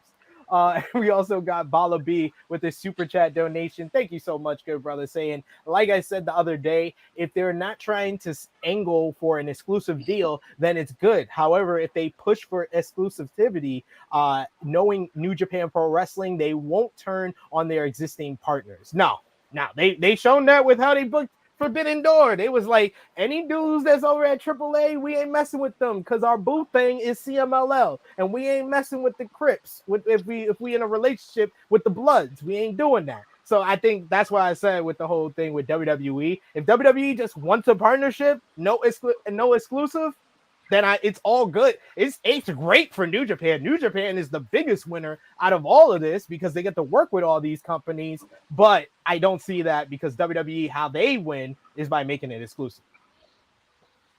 But thank you all in the comments. Keep those comments coming. You guys are great. And yes, JJ's always bringing up old stuff. That's what he's doing. Yo, come on. Y'all already don't know. Y'all surprised that I didn't bring up us getting robbed in the women's fantasy draft of having the women's tag team champions being drafted, and that got nullified. And then what happened 2 weeks later? They become champions, and we're like, oh, they're not a valid tag team. Told y'all we got robbed. I told y'all we got robbed. Facts. You see how that like works? Y'all can't pick 2 people in Damage Control because they're not a team. Who's the tag team champions? The exact 2 people we try to pick. He said We ain't try to pick Bailey and EO. We picked the 2 women that are the champions. We got robbed. Robbery. Sad out here in the streets. But since you brought up SmackDown with Bray Wyatt making his return to Fox, let's talk about that. We'll get into NXT after. Bray Wyatt made his return last night on Friday Night SmackDown to Fox, cutting an emotional promo, thanking the fans for their kind words. He talked about everything he's lost and feeling fulfilled by the love of the fans before the masked alter ego of Bray showed up on the Titantron to tell him that he doesn't know what he's dealing with, but he will. Rey Mysterio also was one of the noteworthy people on the show. Rey showed up and approached Triple H to announce that he was quitting due to his current situation with his son Dominic. However, the game instead moved him to SmackDown, and Rey went on to defeat Ricochet, Solo Sikoa, and Sheamus in a great fatal 4-way to earn a shot at Gunther for the Intercontinental Championship. Sami Zayn beat Kofi Kingston in a good opener thanks to an assist from Jey Uso, who was ordered by Roman Reigns to get Sami the win. Legado del Fantasma defeated Hit Row in their SmackDown in-ring debut, and LA Knight beat Mansoor, and he reestablished himself as a heel after the matchup. And Liv Morgan destroyed Sonya Deville backstage, putting her through a table with a senton off a scaffold. What did you think about SmackDown last night? What did y'all think was the highlight or low light for the show? Krissy? I think the highlight of the show definitely was Bray. I'm mad that they waited the whole 2 hours to just like, they kept having it every commercial saying, yeah, he's coming. Just why do you keep telling us that? Like, it's annoying. He's not here at this hour. Okay, great. He's coming. I'm like, come on. Then you're like, okay, this is the main event now. Where is he at? Oh, he's coming for like the last, and they only gave him like 10 minutes. Not if that. Very true. I was like, he got in the ring with like 5 minutes left in the show. I was like, that's what I'm saying. I was like, what are we doing here? They already had the credit at the bottom roll when he got in the ring. So I'm like, okay, they're just gonna cut this off at 10 o'clock on the dot. Like, there's no going over. But you waited all this time. I'm like, you guys have been pushing for this all show. Like, he should have just opened the show if that was the case. But they had to end it. That was a nice little cliffhanger. I mean, it was a great little cliffhanger. I mean, just like 10 minutes though. Like, matter of fact, no, not even 10. He had 5. He had 5 minutes to talk. It was great. His entrance was long as hell. He had 10 minutes. He had 5 minutes to talk, 5 minutes for the entrance. Yeah, because they definitely played that whole theme. Yo, that thing was a funky though. Yeah, yo, that got me hyped. I was like, he went 3 for 3. Oh shit. Yes, he does not play with his intro. When it comes down to his entrance music, he's making sure that it's going to be fire, and it's another banger. I'm happy he did not come out with a mask. He came out like with the lantern and just him, like keeping it just like. But I guess that's the whole twist of it all. When he does come out with the black phone mask, which is a great movie, by the way, guys, if you didn't see it. But yes, I think that was the low and high of the show per se. Rey Mysterio coming over crying to Triple H saying that he's going to quit by far has got to be the best acting and funniest shit all at the same time. Very well said. Very well. And then said. for you not to quit your job, I'm going to put you into an Intercontinental title match. And then Krssi, you telling me you never complained to the manager and then he no, gave you what like I'm saying a is, raise or a promotion after you complain because you're not feeling fulfilled. I'm not feeling fulfilled with my job. Wait, so I don't know. He's feeling away. He feels the way because he won't fight his son. So for me not to fight your son, you leave another brand that you don't think that your son can come. 1, 2, this will make you feel better and not quit. And I'm gonna put you in this title thing, but I have the main issue is I have an issue with my son. That's the issue. You know, Krssi, I'm having problems with my family at home, and I feel like it's affecting my work situation. Mm-hmm. So I think I'm gonna quit. That happens all the time in work situations, all the time. Yeah. Okay. So you telling me, just to be fair, you got that one time in your life where it's an issue if you hit your kids. It's an issue if you hit your kids. He's a grown-ass man, dog. He can take these hands. What? He can get these paws, son. One time. You're going to get these hands one time, and it's going to be good. It's going to be good. Definitely going to be good. Because you going to throw me into a ring post. You're going to throw me into a barricade. Bro, you are getting the shit. It's definitely happening at WrestleMania. It's definitely gonna be father versus son. It's gonna be a great story being told. It's going to be fantastic. I think finally get to hopefully see what Dominic can be or do or whatever. I still don't know what he is yet. I just know that he has daddy issues. That's it. Man, that's some bullshit. We got our brothers at Public Enemies podcast. I appreciate seeing y'all. I'm about to go to work. Okay, bye. That's some bullshit. Thanks for Give me coming. some one fucking we appreciate you. Chance to whip my grown ass kid's ass and talking about I want to go to another place. I waited 20 years for this. So your final words for the fans is beat your kids. When they're adults. Yes. When they're adults, absolutely. Because you can take it now. So SP, you have to Just wait saying. at least 20 years for you to give little SP the biggest punch in the chest. Absolutely. I'm gonna be like, that's for Dominic. You gotta. Yep. Dominic. I call Dominic. Dominic is the Hispanic wrestling version of Tariq St. Patrick. That's all. He is. That is all. so true. That's all. Yo. You've been given everything in life. If he was in the game, he would have shot. He would have been like, teach me the fucking game, Ray. Yeah. Yep. Out of control. Yeah, I appreciate y'all on that note.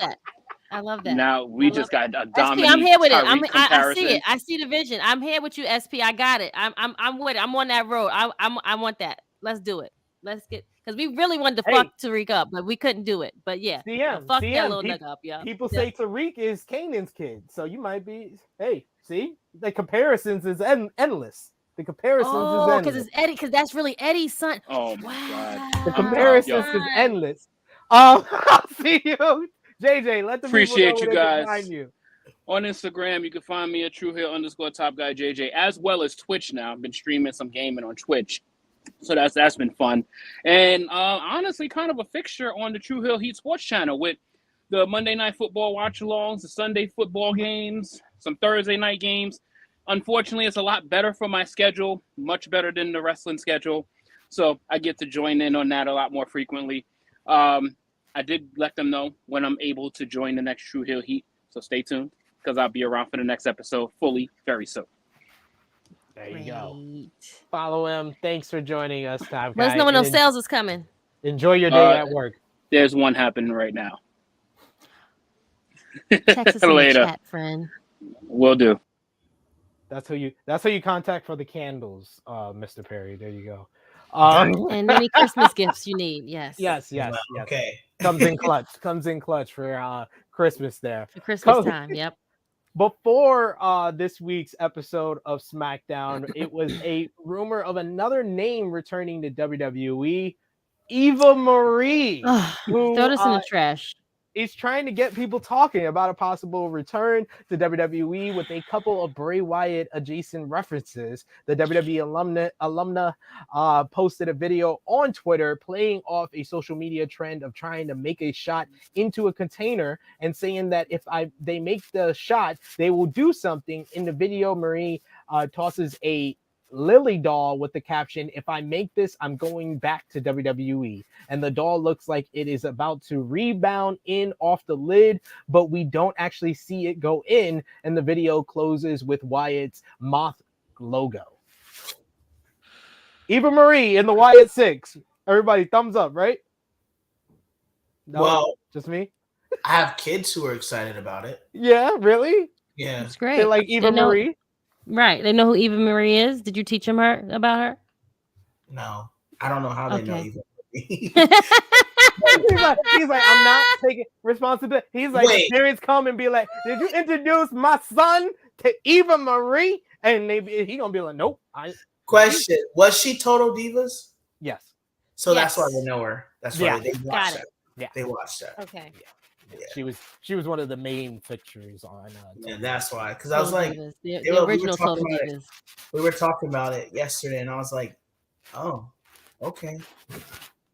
He's like, I didn't know this was a thing, but okay. All right, guys. The Wrestling Observer newsletter reports that none other than Charlotte Flair is expected to return to WWE soon, but it's unknown which brand. She is currently listed as a SmackDown superstar, but there were rumors that she would be moved to Raw. Hopefully, she stays on SmackDown because SmackDown. Yeah, she should stay SmackDown. She does. Oh God, they need her on SmackDown. They don't need any more girls over on Raw. It's fine. No. She's dealing with her poppy since he's at home right now. In other related news on the on the women's division, the Wrestling Observer newsletter reports that there is no substantial update on the negotiations between Naomi and WWE because talks have reportedly stalled.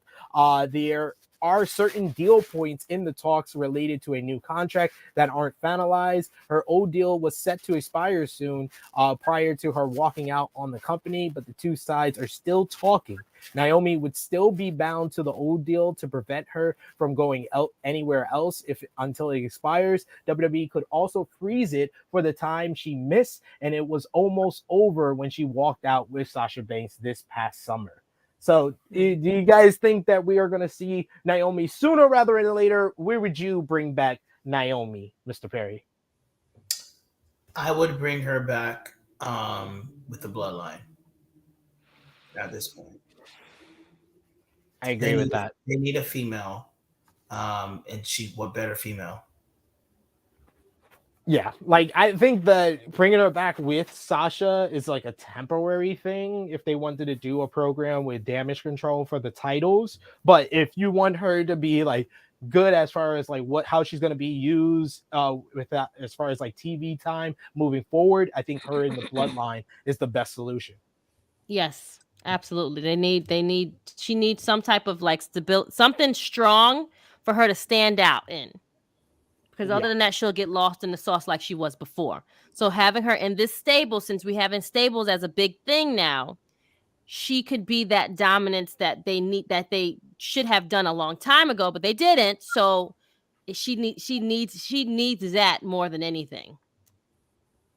Very true. And make her look strong. Yeah. Mm-hmm. Final WWE note, according to a new report from WrestleVotes, WWE is interested in bringing back Chelsea Green to the company. Green last worked for WWE from 2018 to 2021. She made the main roster in 2020, but she suffered an injury and never returned to TV. The report indicated that if WWE offers her a deal, it would be for the main roster. I mean, I would love to see Chelsea Green back, especially if she comes with Deonna Purrazzo. I think they would be much needed in the women's tag team division, which doesn't have tag teams pretty much, like for the most part. We're just getting the first defensive Damage Control of the titles next week on SmackDown, and they've been champions for over a month. Got to do better. Got to get more tag teams. Chelsea Green, Deonna Purrazzo, Vex. Give me that. True. Give me that. Just pretty simple solutions to these things. On Mr. Perry, one of his favorite wrestling shows of the week, NXT, they did 737,000 viewers. The show featured Ilya Dragunov beating Grayson Waller in a good main event, while Braun Breaker beat, I don't even know his real name. I'm just going to call him Big Body Javi because I love that name. With both Breaker and Dragunov hitting their big moves on each other after their matches, thanks to JD McDonough previewing the triple threat for the NXT Championship at Halloween Havoc. You had one of my favorite matches of the week, spoiler alert for match of the week, Nathan Frazier defeating Axiom in an exhilarating sprint to earn the final spot in the North American title ladder match. Alba Fire beat JC Jane. After the match, Sonya Deville made her return to NXT to join Toxic Attraction to attack Fire and put her through the commentary table with a shield bomb. Sonya will verse Alba next week on NXT. Idris Enofe and Malik Blade defeated the Dyad and Briggs and Jensen to earn a shot at Pretty Deadly for the NXT tag team titles at Halloween Havoc. What was your highlight from this week's NXT, Mr. Perry? Definitely Axiom and Nathan Frazier. Those two are fire. The chemistry there is just insane. I don't think they should be on NXT. I think they could be on the main roster and do some killer work. But I also just noticed I really like what NXT is doing with the SmackDown women's division, like the back and forth. Like you have Sonya Deville fighting next week, and then she's also fighting Liv, and then you have them choosing their opponents. Like I like that, picking their partners or whatever. That's yeah. And we got Roxanne asking Raquel to be the opponent for Cora Jade. Yeah, I think the women need it, especially for SmackDown. So it's a great way to add more faces to build that division until you get back your heavy hitter. So I think that's smart. I don't know, maybe I'm the only one, but I'm not really interested in this triple threat. I think there's something missing there. I think it's mainly because they have not. This is another like problem. It seems to be just regardless of any WWE, and even I see it in like AEW sometimes. They're not taking the time to get the heel over. I think they thought they did the work for JD McDonough, but I don't buy him in this main event scene. I don't. All I think about is Ilya and Braun. Yeah. I'm dead ass. Like it should be just Ilya and Braun at this point. Yeah. I don't know if they're doing. I fantasy booking. Okay. I think they're just stalling all of Braun's competitors so Melo can come in during Mania season and beat him and take that title.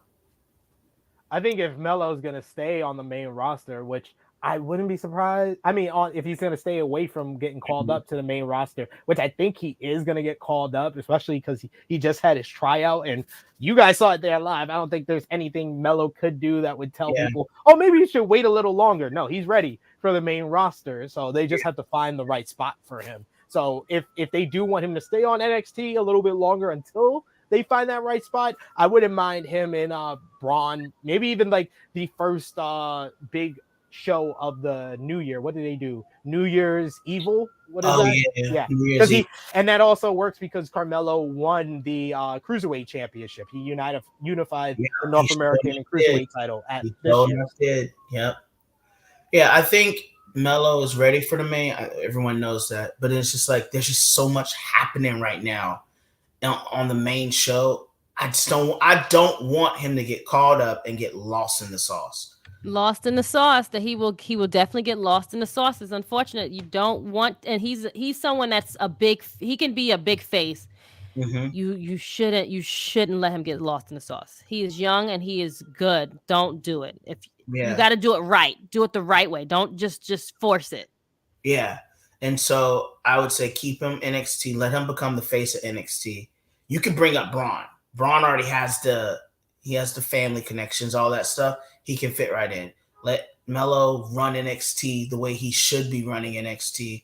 Then maybe next year, bring him up, But that would just be the worst thing as a fan of his to like see him get lost because he could be the Mel Bianca. I genuinely think he could be the Mel Bianca when it comes to marketing and being able to be universal and well liked.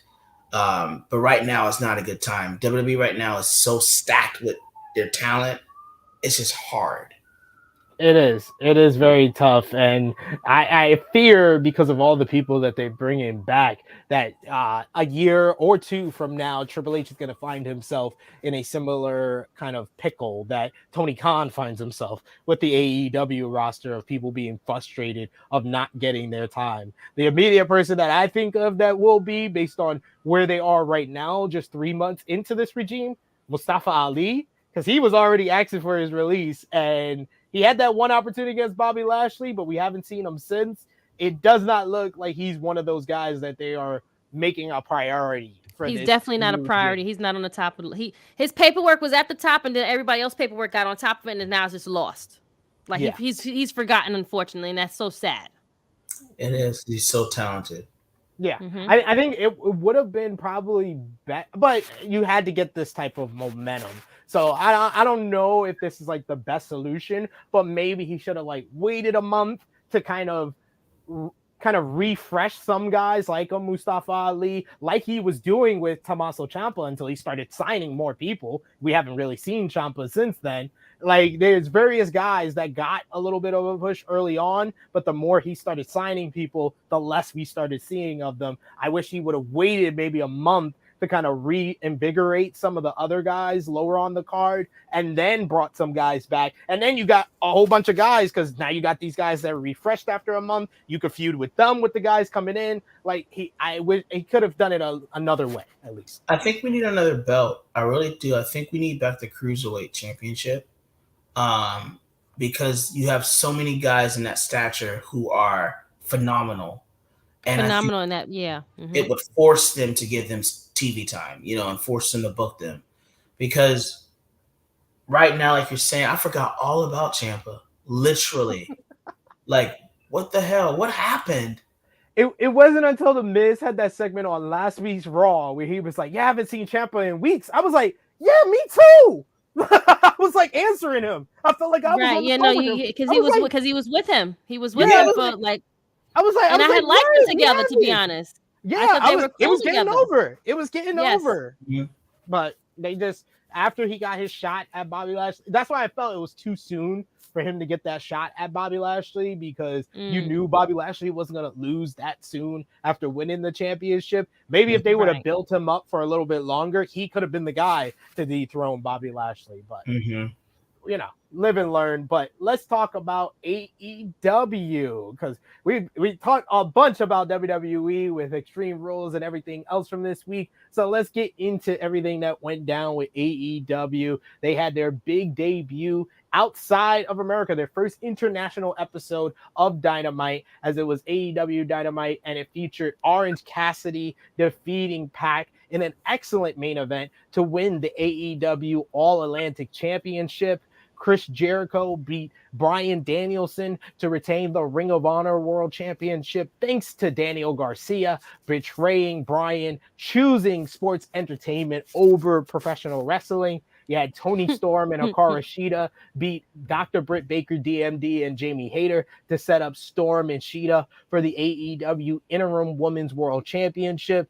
Luchasaurus defeated Jungle Boy, Jack Perry in a fun opener after distraction from Christian Cage. You had MJF adding more layers to his characters, teasing a split from Stokely Hathaway and the Firm, and talking about having to be the bad guy to win the AEW World title. Speaking of the title, we got a terrific, passionate promo from Hangman Adam Page to Jon Moxley ahead of next Tuesday's title match on AEW Dynamite in Cincinnati. But the show needs to be a pay-per-view. This shouldn't be on regular TV. We said that last week. You said this last week, and then this week it made it like more like this is too good to be on regular television. I'm sorry.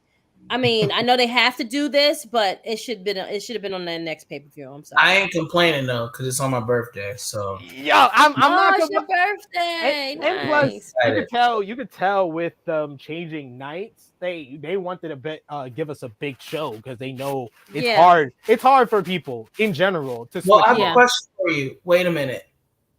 This is gonna go head to head with NXT. Yeah. Oh. Yep, gotta have the two TVs, 2 screens, y'all. Gotta have it's back to that now. We got to do that again. Okay, 2 screens popping. I think it's gonna be one other time this month because of the MLB because it's sports. Playoffs. It's sports stuff. The MLB playoffs. Yeah. So they need their viewership. They need. I don't know which I'm gonna watch. It's tough. I think I'm gonna. I'll probably watch NXT after. I'll avoid Twitter, or I'll only keep my alerts on for AEW stuff during AEW, and then turn it on for NXT. But Miss Krssi Luv, what did you think about their Toronto debut, their first Canadian show for AEW Dynamite? They did do under 1,983,000 viewers, still a pretty good number up against the MLB playoffs, though. But what did you think, Krssi? They had a big arena. I was really shocked that they had like a big space for Canada. I was really excited for them. And the Canadian crowd was on fire. I feel like they were really good. Can't say much for Dynamite, but definitely for it's just those long shows, and we can attest to it because by like that third hour, you'd be like, okay, and it's a weekday. I gotta work the next day. I'm tired. At least for the Rampage was actually taped on Thursday, so that's tough. Oh, okay. Well, then that's good then. Okay, but still, I think the Wednesday peeps were a little bit better than the Thursday ones. Yeah. But no, I think they did very well, and I think they will definitely come back for more shows. At least they should. I mean, don't make it just the U.S. You had people will watch if you give them enough time. You should be able to fill those seats up. But I think that the Canadian crowd did very well. They did good for Canada. Yeah, and they gave them Judas was great. And they gave them what felt like a noteworthy show, especially with Orange Cassidy winning the championship. I was so happy for that. I've been a fan of I was Orange actually Cassidy. really shocked. I'm shocked because I feel like Pac had it for maybe 3 weeks. And no, he's had it since Forbidden Door in June. He had a over 3 month reign. Really? Damn, it's been 3 months? Okay, then. Yeah. All right. Then. Your But you 90 days is remember when over. they first introduced the Yeah. title, he was defending it in Europe. That's why it Got felt it. like maybe it felt a little bit shorter than it really was. Okay, got it now. Okay. Understandable. Okay. Yeah. All right. But And I'm I happy love for the Orange Cassidy. He should have gotten a belt a long time ago, but they haven't. And he's one of the guys that were the original guys that were there. So yeah. good for him though. Very happy for Orange Cassidy. A great moment to end the show and a great match with that main event. But the big news coming into Dynamite in Toronto on Wednesday was the big signing for AEW as Renee Paquette is all elite at last, officially signing a deal with the company. Tony Khan announced on Wednesday afternoon that Paquette has officially signed on with the company, according to a report by Fightful Select last Saturday. Former WWE broadcaster Renee Paquette was believed to be signing with All Elite Wrestling. According to sources within WWE, they believe Paquette is heading to... Yeah. Even Jimmy said the same thing. This is a great picture. Like, this is not like, and I don't even think it was like a good FU to any, if that make any sense, but this is a great picture. Like, yeah, I'm doing this, guys. Fuck y'all. Y'all look great. Additionally, the report notes that Give Me Sports' Louis Dangor heard about WWE reaching out to Paquette on a possible return to the company. However, that has not yet been confirmed. However, Paquette and AEW have also not confirmed any plans for the signing up until the announcement on Wednesday. She previously worked for WWE for almost 10 years, exiting in August 2020. Speculation about her joining AEW, where her husband Jon Moxley works, has been high ever since. The Wrestling Observer newsletter reports that Michael Cole regularly kept in contact with Renee Paquette after her exit from WWE. Cole handles all the announcing in WWE, and the company reportedly wanted to bring Paquette back when they announced their new commentary lineups last week. Sports Illustrated confirms that people in WWE believed she was heading to AEW. The outlet notes that WWE had contacted Paquette about returning as part of the shakeup for the commentary teams, and that Paquette had turned them down. There's been speculation since she left WWE that she would go to AEW. And in the latest episode of the Sessions podcast, Renee talked about it, saying that on what brought her back to wrestling, it's missing. She said it's missing being around professional wrestling. It's missing that TV aspect of doing things. I love that I get to work from home. I love that I can pop up, go upstairs, turn on the mic and turn on the camera and do the podcast. I was doing hits for the NHL network, all from here as well. I lived a really great life of being able to work from home while we were all stuck in COVID, because that's just how we were existing. But yeah, I miss the crowds, I miss the lights, I miss the outfits, and the aspect of putting on an actual show. On how the conversation started, she said that it all started through John, basically. She said a lot of it was talking to John, of being like, man, I want to be back in the wrestling world. I miss being around it. I miss doing stuff. As he's thinking about what the shows look like and his roles on the shows and all of that, most of our conversations were eternally between John and I about figuring out that I want to do something and come back. On how the deal came together, she said it all happened really fast. All of a sudden, John and I had been talking about it, and it felt like the next day my manager is calling me. They're reaching out. The contract is coming through. Wow, that was like a real quick turnaround. Holy shit. And on her role in AEW, she said, actually, it's funny because during all of this, I've not even talked to Tony all of that much about it, just because there's not much that we need to talk about until now I'm there. You know, I think the lead up is cool. He knows my skill set and knows what I'm bringing to the table. It's more of, let's get you in here. Let's just start working and we'll figure it out as we go. So I ask you, Mr. Perry, do you think Renee Paquette made the right decision going to AEW and turning down WWE? I don't know.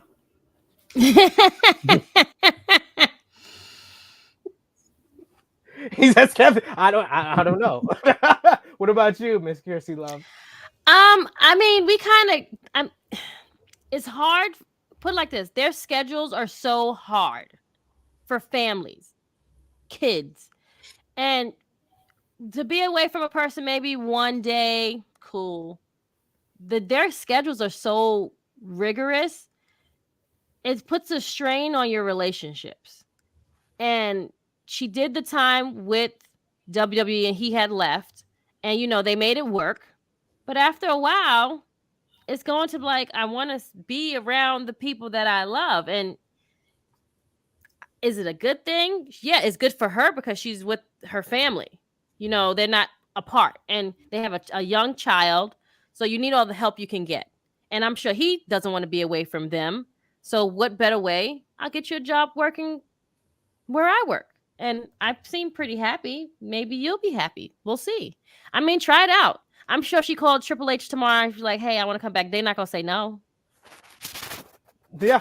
If you already know what you're gonna do there and you already know they want you, then you might be more interested in the thought of the unknown, which was right. AEW. Let me try this out. And plus, you're working with the love of your life, so at the end of the day, you're gonna be happy. So I think she made the right decision in that. I think she's happy. And she looks great and she looks happy. I mean, to be with the person you want to be, I'm gonna go work with him. I'm going to be around with him and not be away from each other. And after a while, that you don't want bad things to happen. So you're gonna go where you're gonna keep things healthy and together. So you got to do what's best for your family. And I think that's what she mostly did. And I mean, she looks great. I wish again, all you got to do is try it out and say, if you failed, at least I tried it. Yeah.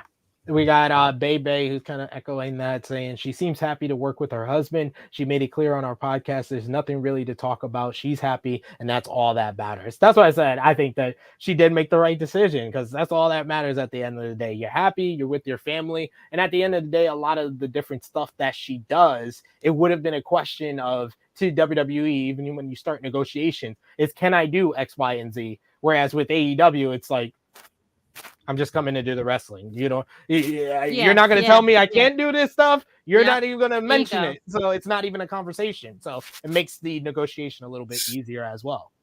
Mm-hmm.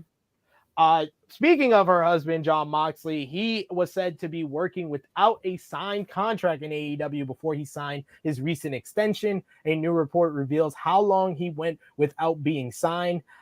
He signed, as we talked about last week, he signed a 5-year extension with AEW. Wrestling Observer Radio reports that Moxley's contract expired in July, likely between July 16th and the 22nd, and his contract would have been up in May, except that his initial deal was extended due to his absence from AEW through last year for his rehab treatment. Dave Meltzer added that Moxley wasn't going to leave and had no intention of signing with WWE or use the prospect of doing so to help his negotiations with AEW, and that the two sides just had certain things they wanted to make the deal complete. He was working under his old terms while the deal was worked out. The Wrestling Observer newsletter also reports that Moxley actually signed his new deal before he became the 3-time AEW World Champion. The contract was signed sometime prior to Dynamite Grand Slam in New York City on September 21st when he beat Bryan Danielson in the World Title Tournament Finals. And there was going to be an angle where Moxley left after All Out and returned on this week's Tuesday's Dynamite in Cincinnati to announce the new deal. However, the situation with Punk and the Elite after that pay-per-view meant Moxley stuck around and plans changed. It was also noted that the announcement of this deal was in order to make a positive announcement in the light of the backstage drama, such as CM Punk and the Elite's all-out altercation and the backstage altercation between Andrade El Idolo and Sammy Guevara last week. And then Moxley spoke to Sports Illustrated about that time off, and he said, I was going to be gone and off television for 6 weeks. It wasn't that I needed a vacation. I was feeling good and feeling hot, but it had to do with what we were going to do for a story. Going into All Out, I was thinking after I get through this match, that's it for a while. I wrestled the match and we kicked each other's ass. I was happy. Chicago was happy. Everybody was happy. I went outside to smoke a cigarette with Eddie Kingston in celebration. That vacation lasted about 30 minutes. By the time I went to bed that night, I was pretty sure we were going to pretend that vacation was never going to happen, but it's all good. You just roll with the punches. What have you been thinking about all the drama in AEW with the all-out altercation with CM Punk and the Elite, Last week you had Andrade and Sammy's whole big backstage altercation. What did you think about all that going on, since we haven't talked to you in a while, Mr. Perry? And then how would you think about Jon Moxley's response to all of that in stepping up for the company? Okay, I think Jon Moxley is an incredible leader. And I think it was smart for him not to even entertain any other promotions, because right now he is the face of AEW. And so him going back, he would be second fiddle or third fiddle to Roman and Seth. He doesn't have to worry about that here. We should not know about these altercations. We should not even be made aware of it. And that's all I'll say about that. Preach. Preach it. Preach it like you teach it. That is so very true. So, yep, that's it. Nothing else to be said. The one final AEW, or two more AEW notes. Saraya actually was in the news for Fightful Select, as they talked about her time in AEW, and that she did receive an offer to return to WWE. Fightful Select has a report with new details on the contract expiring with WWE and the offer that she received to return before joining AEW. According to the report, Vince McMahon and John Laurinaitis chose to not renew her contract when it expired, and that Saraya made her announcement in mid-June when she was informed her deal was not being renewed. According to the site's sources, Saraya's deal was surprisingly low and restricted a lot of her potential outside projects in some ways. The site continues to say that when shortly after Vince left and the new regime took over, Saraya was offered a chance to return as an on-screen general manager role. This would have been about a month after her contract expired and she left. It was also said to her that if she wanted to return to the ring, that they would make it happen. Saraya had previously been a general manager for a time from April 2018 to December that year, before WWE did away with the position. And the report notes that everything points to a positive relationship between Saraya and the new regime. Triple H is said to have been shocked that her deal was not renewed. And the site says that according to what they've been told, the freedom to do outside projects with it without losing a cut to WWE and other terms from AEW is what led to her signing with them. It was finally noted that in the report that despite rumors otherwise, WWE did not have Saraya checked for a return to the ring, and that she herself went through health checks with doctors to try and get clearance, and WWE was not interested in bringing her back in the ring under the Vince McMahon regime and wouldn't sign off on x-rays to have her examined as well. So that's crazy. That's basically like, you want to wrestle, you're getting told by doctors you can't wrestle, and the dude's just saying, we're not even gonna do it. We're not gonna waste money on an X-ray. That costs a few $1,000s. We ain't gonna waste money on the X-ray. You're hurt, stay hurt. Like I don't even understand why. I'm just like baffled by he really messed that up. Like he had like. It's just, I don't know. I can't even. Because she could have been, We said months ago the perfect role for her, manager of Ronda Rousey. That was right there. She pitched the idea. It wasn't even like we came up with the original idea. She pitched that idea as well. And she could have been the female Paul Heyman for her. Yep. Literally. Easy. You know how I feel about Ronda Rousey, but just easy. That was too easy. That was a layup for her, and they still didn't do it. But here we are. Hopefully AEW treats her well, and she has been cleared, like we talked about last week. And then the final AEW note, some bad news as far as the injury. During Thursday's Wrestling Observer Radio, Dave Meltzer noted that there is no change in the status of Adam Cole, who has been out for months with a concussion. The concussion was described as really bad, and due to the nature of the injury, it's unknown when or even if Cole will be able to wrestle ever again.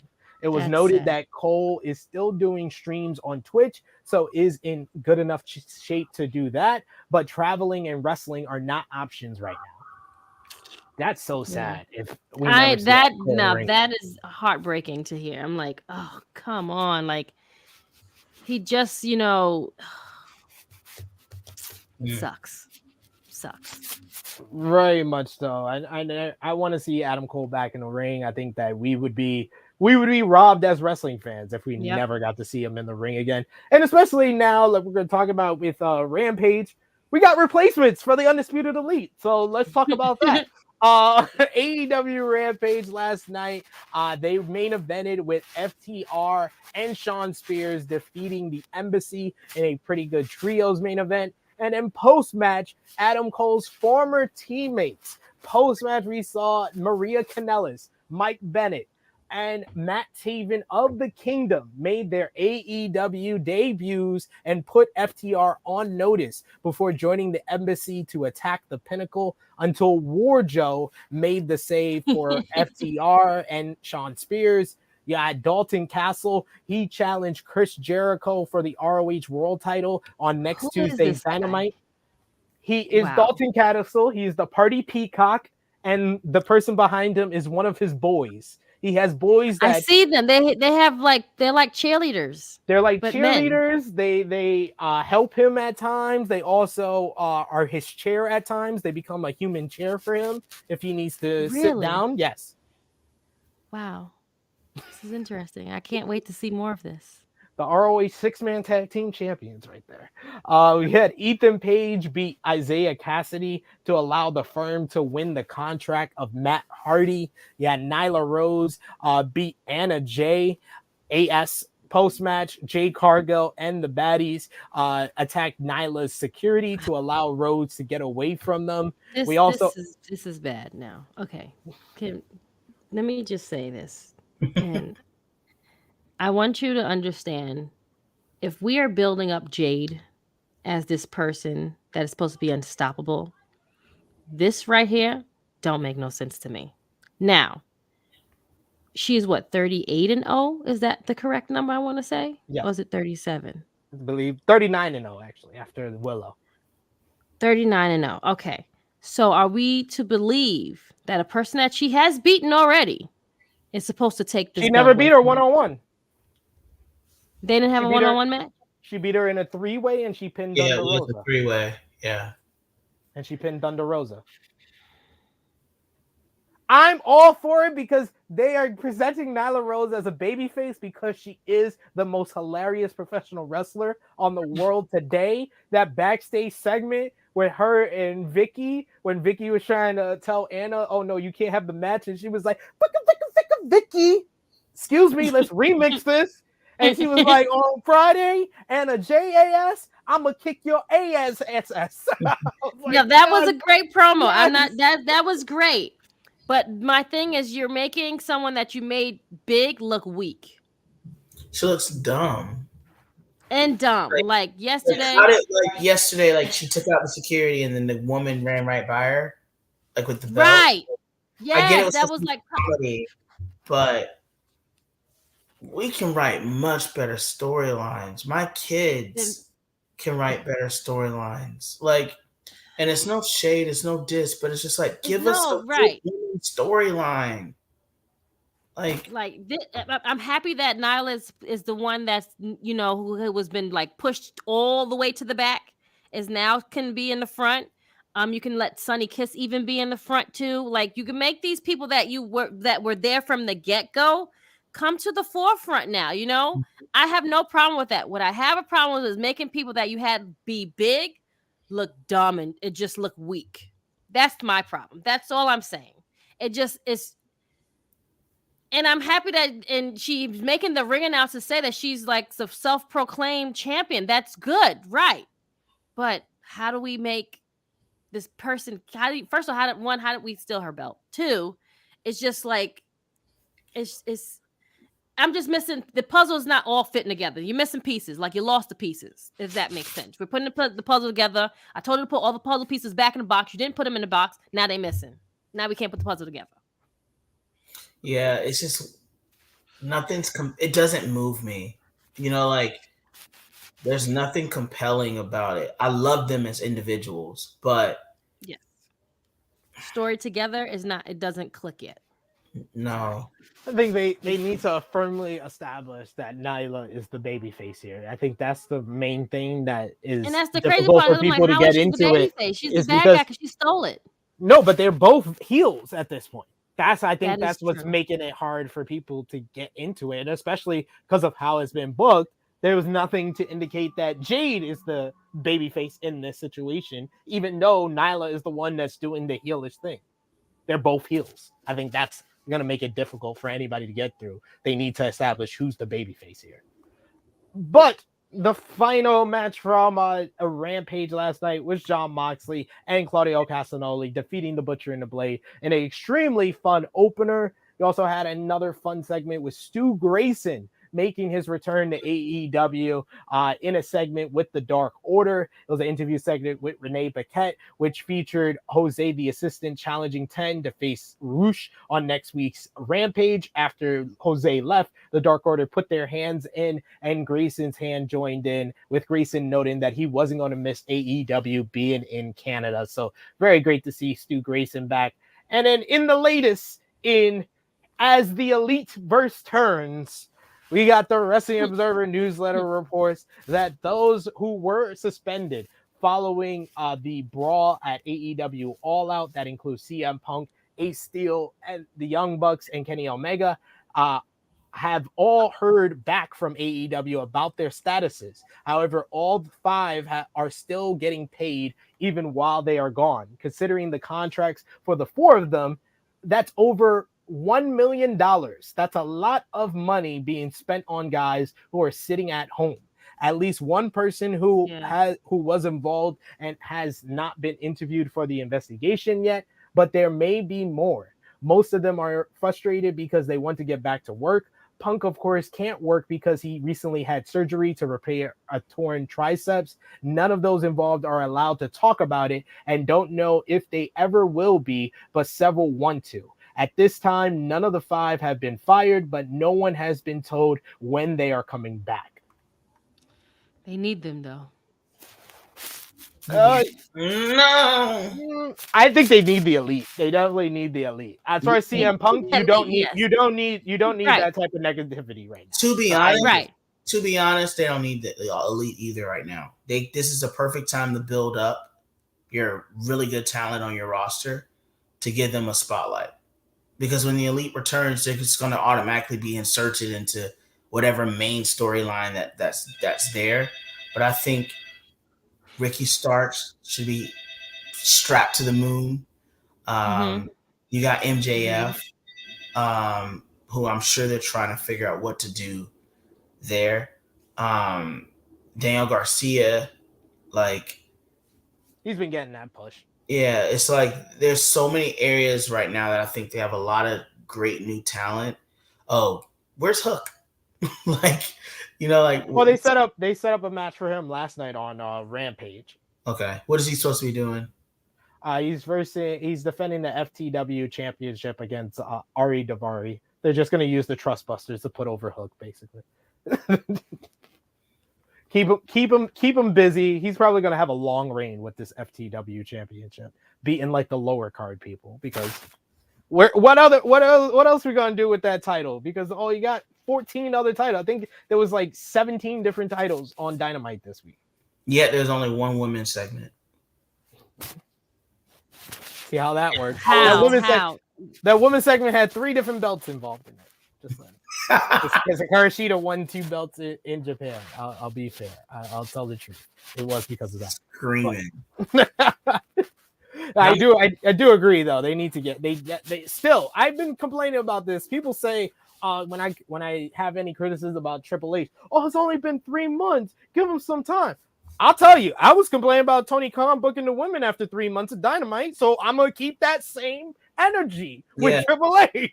I hold these people to a good standard. I watch wrestling for it to be good. If any part of it is not good, I'm going to say something about it. And the women's division still needs work. Yes, because where's Athena? Preach on it, friend. Preach. There's Athena. There's Ruby. Ruby Soho's injured right now, so that's okay with her. She can't catch a break at all. That poor girl. I mean, sheesh. If Triple H call her, she gonna go. Watch. she avoided all phone calls, ladies and gentlemen. All phone calls. New Japan Pro Wrestling, they had their Declaration of Power event this week. You had Jay White defeating Tama Tonga in a War of Attrition main event to retain the IWGP World Heavyweight Championship, while Kazuchika Okada beat Jonah in a fantastic battle to set up White versus Okada at Wrestle Kingdom for the IWGP World Heavyweight Championship. You also had Master Wato beat Taiji Ishimori. Post-match, they set up Ishimori versus Wato versus El Desperado versus Hiromu Takahashi in a fatal four-way for the IWGP Junior Heavyweight Championship at Wrestle Kingdom 17. New Japan also introduced the New Japan Pro Wrestling World TV title, which will have a tournament to be decided. We'll talk about the matches in a bit. It looks like one big class ring. It looks like a ice cream sandwich. Wow, that is it's just a brown mess. It looks like, matter of fact, remember the hemp belt? It just looks like that, just more glorified. I like the brown leather, but it's the centerpiece. That's the issue. I hate it. Throw it in the garbage. Titan joined Los Ingonables de Japón by helping them beat the United Empire in an 8-man tag. Shingo Takagi defeated El Phantasmo in a tremendous Hoosier Daddy bout to retain the KOPW 2022 trophy. Post-match, EOP called Shingo his daddy, and then he punched him in the dick. He just like, I want no more brothers and sisters, basically. Basically, that's what he said. But definitely a really good show from New Japan Pro Wrestling. Myself and Jay News, we did a full review on the show, so you could check that out. This weekend, they've had their Road to Battle Autumn event with the start of the TV title tournament, but we'll get more into the results of that when we get into the TV title tournament matchups in the news rundown. GCW had their Fight Club Night 1 event and Night 2. Nick Gage, of course, defeating Jon Moxley to regain the GCW World title, thanks to interference from the firm Stokely Hathaway and W. Morrissey, although that was not mentioned on Dynamite. And I was like, what was the whole point of having that happen if you weren't going to mention it on your damn show? But here we are. Rina Yamashita and Drew Parker beat Alice Colon and Matt Tremont. Shun Skywalker defeated Nick Wayne. GCW Fight Club Night 2 had Joey Janela defeat Cole Radrick in a very good bout to retain the DDT Extreme title and win the GCW Extreme Championship. Rina Yamashita beat Cyclope to retain the GCW Ultraviolent title, and Leo Rush won back-to-back scrambles on both nights to stake his claim for the GCW World title. And then finally, what we missed, Impact on AXS TV, they had Josh Alexander defeating Bobby Fish in a technical wrestling clinic to retain the Impact World title. Post-match, Frankie Kazarian announced that he will invoke Option C to vacate the X Division title for a shot at the Impact World Championship. Bully Ray was the centerpiece of the show with the idea of him being a scumbag and that will stab Alexander in the back for the gold, while Bully made his mission statement to do things the right way this time, even though he has the Call Your Shot trophy. So some interesting stuff going down on Impact Wrestling, but that was all from this week. I got a couple of comments I wanted to highlight here. You guys are bringing it in the live chat, talking about a whole bunch of great stuff. We got Nick Jackson who says, seeing Stu back made me so happy, talking about Rampage. We also got Annika who says, man, I wanted to see Stu and Uno in that trios tournament. We also got Annika who says, sweet Lord, the Trust Busters. We also got Negro Buck who says, reheat Darby Allin. Man, Darby Allin. Yeah. I don't know what they're doing with Darby Allin at this point, man. Poor Darby. He was one of their hottest stars, and now you barely see him from week to week. We also There's so many people there. Yeah. We also got Nick Jackson who says, I just realized, are we gonna get Ospreay versus Omega at Wrestle Kingdom since the Elite are still suspended? Who knows how long it's gonna last? Yeah, that's interesting. I think we're gonna know more after November 5th when Naito versus Ospreay for the US Championship. If we get Omega, if we get some type of angle, or even if it's just a video from Omega setting up Wrestle Kingdom, we know they're going to at least allow him back for January. Or if we don't get any angle, that means that probably messed up that idea, because I think that's what they were leading towards. We also got Bobby Means, who says, I hope Adam Cole's career isn't over. I totally agree with that 100%. We also got Romeo, who says, preach, Nick. And Romeo, who says, why is Kaz being pushed over Speedball? What the fuck? I don't know. I don't know if Kaz is even with AEW anymore. I agree. Speedball was killing it. He deserves more. He deserves better. Maybe he wins back the X Division Championship in the tournament now that it's vacant. But we got a couple of news notes that we didn't cover already. For WWE news, in the latest update, where Dave Meltzer writes in the Wrestling Observer newsletter that Cody Rhodes, your buddy, Mr. Perry, appears to be a little ahead of schedule in healing and is currently working with DDP. Things are said to be normal in Rhodes' life, but an upper body weights he can use are extremely light. Meltzer notes that there is no firm date for a return yet, and even when there is, it'll probably be kept secret anyway, so his return gets a big surprise pop. Things are said to be looking good for a return at Royal Rumble on January 28th, but if he is ready in time, day one on January 1st could also be an option, as it takes place in Rhodes' hometown of Atlanta, Georgia. Damn. You don't want to see him at day one? Start off the new year with the bang? I don't like the whole day one thing because I feel like it takes from Royal Rumble. I agree. It's like I don't like it. Like a pit stop before you get to the Royal Rumble. Yeah, you don't need that. You don't. And I think WWE keeps failing to realize you don't need all these pay-per-views because you don't build them up right away. So we forget one of the big four, and then that's it. I don't want him to return there. I don't either. But they probably will, unfortunately, because like you said, it's Georgia. And he's gonna I might go home for Christmas. So if I go home for Christmas, then I'll be at the day one show because it's only 3 hours. Be selfish for once, Mr. Perry. I know you're not selfish. Be selfish for once. Go home, enjoy day one, and see Cody's return. I'm being selfish by going to Survivor Series. So that's I don't count that. I don't count that. Okay. That's a business arrangement. Sasha showed up for you, so you're showing up just in case Sasha gonna be there. I mean, that. See, let SP. He'll let you know. He'll let you feel better. Yep. I told you. I'm not only interested in the WWE business. I do business with my words. In an interview with Metro, Matt Cardona said that while he isn't trying to get back to WWE, he still has dreams of succeeding there. He noted that if Triple H called him, he would answer on returning to WWE. He said, I'm not trying to get back to WWE, but I'd be lying if I said I never wanted to have a WrestleMania moment again, or I never wanted to wrestle at Madison Square Garden. Of course, I would if Triple H called me right now. If I had that 203, that's the area code for Stamford, Connecticut, of course I'd pick up. But right now, I'm focusing on being the best me possible and having the most fun possible and making the most money possible. Cardona also issued a statement to Wrestling Inc., where he didn't confirm or deny anything, instead of saying that he has a lot on his plate right now, but is always ready for an opportunity. He said, being the star of the Last Match musical, host of the Major Wrestling Figure podcast, and 13th best wrestler in the world keeps me very busy. However, I'm always ready for any opportunity. That man is very happy about his highest ranking in the PWI 500. Yes, he's at like 13. You know what? We stand him because he sent us a whole thing of major bendies for the kids.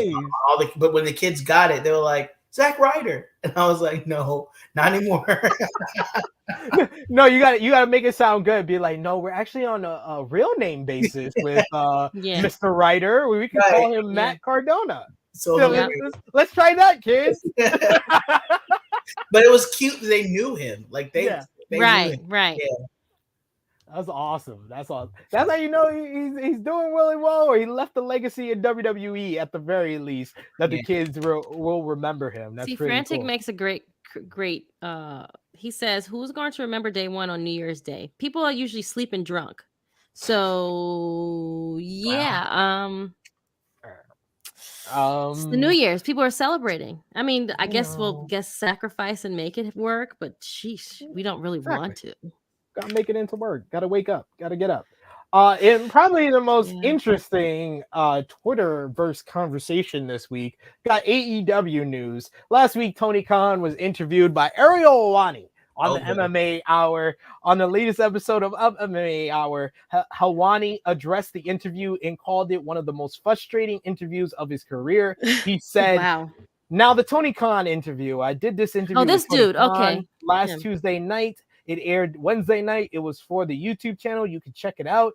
Look, whatever I'm gonna say here is gonna piss off the AEW supermarks, but I'll just say this: one of the most frustrating and to a degree not so fun interviews of my career. Because as you may have seen, he didn't want to answer anything. Now, look, if you're gonna come on and promote X, Y, and Z, great, and I'll play that dance with you. And I did that at the beginning. But you got to give us something. To not even tell me how you were feeling. I'm not asking for specifics on, all right, fine. I asked, is Punk going to wrestle for you? Is he coming back? You don't want to get into it, fine. But just tell me how you were feeling. Helwani went on to criticize AEW fans on their reaction to any positive words on WWE or anything somewhat negative about AEW. They get so mad, calling them AEW freakazoids. To further back up his claims of frustration, Dave Meltzer of Wrestling Observer commented on Helwani's statement and agreed that he has also been frustrated covering AEW as of late. He said, just saw he had the right to be frustrated with the interview. I've been as well with covering AEW of late, which I talk about all the time, so can't disagree. I'll talk more later, not enough space here. So what did you think about this whole social media conversation with Ariel Helwani's thoughts on the Tony Khan interview, Mr. Perry? My week was blessed with taking my kids to Raw and creating lifelong memories, being featured on The Bump, seeing my fave Carmelo, seeing Bray Wyatt. That was my week.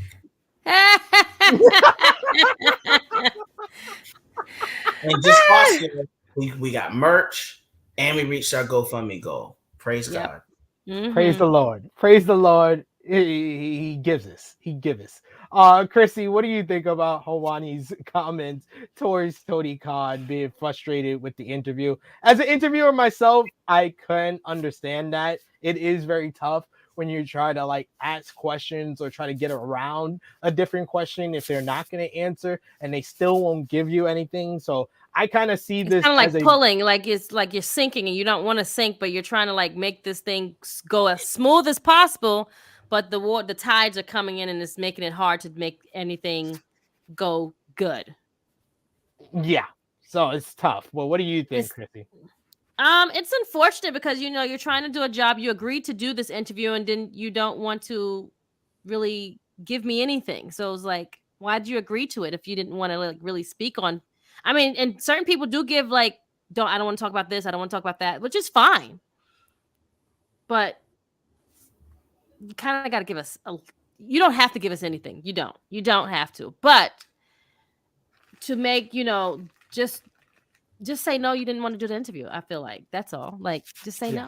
Like, it's okay. Like, we could have rescheduled for another time. I don't know. It's just very like, I understand both sides. It's no one really wins, to be honest. Yeah, it's a multifaceted kind of conversation where I think that both sides are right. Tony Khan has every right to not answer those type of things, especially when it comes to CM Punk, because it's a legal matter at this point. And Ariel Helwani should want to have those answered questions. It's just the timing of it all. I wish he would have waited maybe a little bit, maybe waited a week to comment on this or said it a different way, because it looks a certain way when he just did a voiceover at Extreme Rules and then he turns around on his first big episode and he's complaining about AEW. And then so also like, you're a troll then. Then the comment he made afterwards, I feel like his wording wasn't the best when he said that you would be lying to yourself if you think AEW is better than WWE right now. That's an opinion. That's an opinion. You can't present an opinion as a fact. If you're trying to like get out your emotion, that's totally fine on the interview. But when you start directing it at the fans and saying that you're delusional or you're lying for how you feel, then I think you're going a little too far. I understand you're upset with Tony Khan, but directing that fury and that anger towards the fans, I think that's where Helwani went the wrong way. And I respect the guy a lot because he does great interviews, but I think he could have handled that a little bit better. The Freakazoid thing, that was just like, come on, man. Like, I was with you and I was in support of you because I do interviews. I understand how you feel, but calling the fans Freakazoids and stuff like that, it's like, wrestling fans in general are not normal. So to just single out a particular section of the fans, I would say all the fans are Freakazoids, to be honest, except for the young ones that Mr. Perry team. That's the only fans that are pure joy. When you get a certain age, you lose all your joy. And if you still like wrestling, you died a little bit inside. But that's just me. That's just me in my opinion. Oh my God. That's just me. My opinion, guys. I got in trouble last week for saying bad words about Buffalo. I'm sorry. Damn. Chase says Helwani should have just left it at he didn't like the interview, but he went on and was ridiculous. 100%. Like, I saw even Chase put out like a comment that Helwani responded to. So he was vanity searching as well about it. So like, dude, that's when you're doing too much. You're doing too much. Relax. I didn't put 2 and 2 together because I've seen him before, but I didn't know that that's his name because I'll just like really scroll by because I feel like he's a crybaby. Yeah, I was like, oh, it's him. Okay, I'm not surprised. Like, yeah, he usually is a crybaby on certain things. He was crying about something with WWE, so I was like, when are you not like satisfied?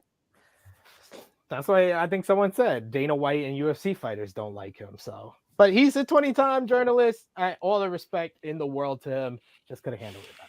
PW Insider reports that on October 10th, AEW filed to trademark the name Varsity Club, which was the stable of the 1980s group in Jim Crockett Promotions with Rick Steiner, Kevin Sullivan, Mike Rotunda, and Steve Williams. This could be for the Tony Nese and Josh Woods tag team known as the Varsity Athletes at this time. In New Japan Pro Wrestling news, they announced their full tournament field for the bracket for the World TV title tournament. David Finlay versus Yoshinobu Kanemaru on October 14th in Kurgan Hall, with David Finlay picking up the victory. Alex Zane went against Zack Sabre Jr. on the 15th, with Sabre Jr. getting the win there, and Yoshihashi versus Jeff Cobb, with Yoshihashi pulling up the upset over Jeff Cobb to advance in the tournament. And then we got some more matchups coming out over the next couple of weeks. Did you guys make this little picture? Or they did that? They did that. Oh, I was about to say, look at them. They put their little cute little ugly belt up there. Wow. Cute little ugly belt. Ice cream bar belt. Ice cream bar. It makes me, I'm so mad because now I want one. all matches for the title will have a 15-minute time limit. It will conclude at Wrestle Kingdom 17 on January 4th, with the semifinals at Battle Autumn in Osaka on November 5th. And then the final wrestling news notes, Fightful Select reports that Mia Yim has officially ended her run with Impact Wrestling now that her contract has expired. She chose not to extend the deal and is now a free agent. She made a return in May to Impact, and it was a short-term deal since there was no extension. It was up this weekend. The door is said to be open for return on Impact side, and her time there is believed to be positive, and she was fine with everyone in the locker room. And PW Insider reports that there is interest in bringing back Mia Yim to WWE. So what do you think, Mia Yim? Let's get quick fire from both of y'all. Mia Yim, Impact, WWE, AEW. Where do you think she goes next? Perry, Miss Perry, WWE. Krissy? Well, actually, maybe she'll go to AEW with Keith, but yes, I think she's definitely going with Keith. There's again, people are married now, guys. Yeah, and when what's the name? When Charlotte comes back, she's definitely going to position to pull for her man to come back too, and they're going to make that El Des Fantasma, all of them, a little stable. I'm telling you, it's the writings is on the wall. They just need to make like trades. They just need to make trades. Like you trade this like one basketball. over here, Yep. Do it simple. Could you imagine though? Oh my God. Think of that. Come on. Think of the I want that to possibilities. happen. That's People would be Zelina so on top with them. so better served. So better Bloodline served. gonna be shaking in their boots. Yep. But that's how you Yes. have Naomi over there, because she has to be the girl of the fact. Because now you're putting girls in these factions, so you have to have the girls have friction with each other. It's the writings are all there. They just have to put it together. Money, just printing money. Oh, we got Triple Mania tonight, the finale. They got AAA Mega Champion Helio Del Fakingo versus Ray Phoenix for the top prize. You got the AAA Trios Tag Team Championship matchup. NGD versus Brian Cage, Johnny Cabrero and Sam Adonis versus Bandito, Psycho Clown, and Laredo Kid. You also got AAA Reina del Rey's Championship matchup, Taya Valkyrie versus Camille. Hair versus Hair, Pagano versus Cipernetico, Mass versus Mass, Pentagon Jr. versus Biano, number 4. And you also got Hermanos Lee versus Iris and Willie Mack versus Toxin and Latico and Commander and Mysterious Jr., Cobro, Pradero, Battle Royale, and the Marvel Lucha Libre matchup. So a pretty big card for AAA Triple Mania tonight. We'll do the predictions up on the Patreon, so check that out. And then finally, we got to end the show here. We got the match of the week. So Mr. Perry, each week we choose 3 matches from the week to give a gold medal, silver, and bronze for the best match of the week from all the shows. So it was a busy week. Like we talked about what we missed: Extreme Rules, Raw, SmackDown, NXT, AEW Dynamite, Rampage, Impact on AXS TV, GCW, New Japan Pro Wrestling. So there was a lot to take in. I'll start things off as per usual here. My bronze medal has to go to Nathan Frazier versus Axiom from NXT. Love that matchup. It was just a fun bout that just kept going and going, just very at an incredible pace that those guys cut there. Then number 2, I'm going to go with Shingo Takagi versus El Phantasmo from New Japan Pro Wrestling's Declaration of Power. Just a balls out kind of athleticism meets like kind of just fast paced offense, high impact stuff from both guys. Has to be seen. Definitely a match that you want to go out of your way to see. But number 1, the gold medal, is also from that show, New Japan Pro Wrestling Declaration of. No, I'm actually gonna go with a first time gold medalist. Co-gold medalist. You can do that? That was in the rules. I'm breaking the rule, first time ever, because I had to list another match. Extreme Rules. I'm going with the Brawling Brutes versus the Imperium in the good old fashioned Donnybrook match, and the other gold medalist from New Japan Pro Wrestling Declaration of Power, Okada versus Jonah. Just a classic top babyface versus a monster heel. Jonah was killing Okada and with German suplexes, razor's edges into the ring post. He almost squashed him with the torpedo, but Okada worked a great psychology-based offense going after the knee, which stopped him from going up to the top, and then finished him with the Rainmaker. So had to mention both of those. So that's my gold medalist. Go, Krssi Luv. I think this is one of my favorite parts of the show now. My bronze is going to go to Pac and Orange Cassidy. My silver is the Brawling Brutes. That was just like a fire opener for Extreme Rules. And my number 1 is going to Bianca and Bayley for their ladder match, being the first ladies. First, and they delivered in the time. I feel like it went fast, but then it was short, if that makes sense. Yeah, I can see that. Mr. Perry, how about you? For me, bronze, Axiom and Nathan Frazier. Silver, Brawling Brutes. And Imperium. And for the gold, I have a co as well. I can break rules because I'm the educator. There you go. I would definitely say Bianca and Bailey. I love that match. But then also Carmelo versus Cedric Alexander at main event because I saw it live. Oh yes. And so that was just a Oh, gold. and Cedric Alexander was great. So that that's a good person he did it with. That's good. Yeah. That's really good. No. They don't give Cedric enough credit either, but it's whatever. Yeah, agreed. He's like Shelton. He's just there in the back.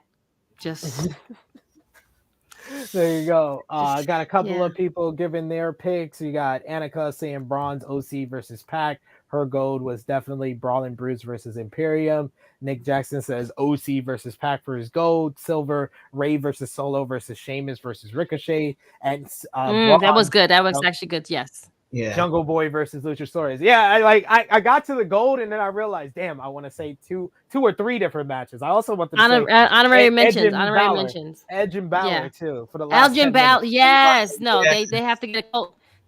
I'm gonna do Cole Silvers. If they would have cut the first 10 minutes from that matchup, I would have needed. It was needed for the story. It was. I don't know. I'm sorry, Mr. Perry. I don't need the referee asking somebody if they want to quit after they elbowed them in the knee. I'm sorry. I mean, it may have hurt. I've hit my funny bone and I've been ready to quit. Okay, so right. He said that might hurt though. he's like, I'm relating, and that's relatable. And Draymond Green, Romeo gives his goes to Draymond Green and Jordan Poole. Thank you, Romeo. But thank you so much to Mr. Perry for joining us. Please let the people know where they can find you on social media, everything you got going on. Let the people know right now. And as always, thank you for being part of the THH fam here. I am always excited to be a part of this. Thank y'all for having me. Invite me back. I'll be back. You can find me Wallflower Perry. And we have merch. So if you want to be a part of the wrestling club and show support for my kids so I can create more memories, foryourwear.com, or you can find it on my Twitter. My goal is to have a full section on the hard cam side of nothing but the wrestling club. So that's my goal. Love it. Let me make it. Gonna make it happen. Show your support from Mr. Perry. He is doing some inspirational work, and follow along with the journey on the Twitter machine, as well as all the social media platforms as well, and his music as well, because he's very talented at that as well. Miss Krssi Luv, let the people know where they can follow you. You can find me on our flagship show every Saturday, which is serving a face, Jesus. Tru Heel Heat. Well, every Saturday, 11:05. Serving Face of Hills on Sundays. We will not be here this Sunday. Sorry, guys, but it's okay. We'll be back next week. Other than that, you can follow me on IG, Facebook, and Twitter, which is Krssi Luv _1, or just Krssi Luv, and my name, which is Crystal Lynch. Absolutely. Follow both Miss Krssi Luv and Mr. Perry. You can follow me on the Twitter machine at Tru Heel SP3. We can follow the gang Facebook, Twitter, and Instagram at Tru Heel Heat. Patreon.com/Tru Heel Heat. You got the Tru Heel Heat post show, as well as the Tru Heel Heat prediction championship with AAA Triple Mania. We'll have predictions up for that later today, and also got some stuff for next week with Halloween Havoc, as well as twitch.tv/Tru Heel Heat Wrestling. Later today, we'll have Dark Power. And join us later today on the Tru Heel Heat Sports channel, as we'll be going live, myself and Chris G, for our NBA 2022-2023 season preview, 7:05 p.m. Eastern time. Join us over there on the Tru Heel Heat Sports YouTube channel. 55 already? Look at you guys. Wow. Yes. Such big things. Good for we're you gonna guys. Be discussing the upcoming season for the NBA that kickstarts on Tuesday. So join us over there. I want to thank Mr. Perry. I want to thank Miss Krssi Luv. Get our merchandise, prowrestlingtees.com/Tru Heels. And thank you everyone for joining us. Remember to drop the thumbs up on this video. Share this video with all your wrestling fans, friends, and family on all your favorite social media platforms. If you are new to the Tru Heel Heat YouTube channel, hit the bell to stay notified for all the great content here. So for the educator, for the princess of all the Tru Heels, Miss Krssi Luv. It is me, your Tru Heel Phenom, SP3. This has been Tru Heel Heat 197. Fun House of Returns. We are signing off until next time. Leaders.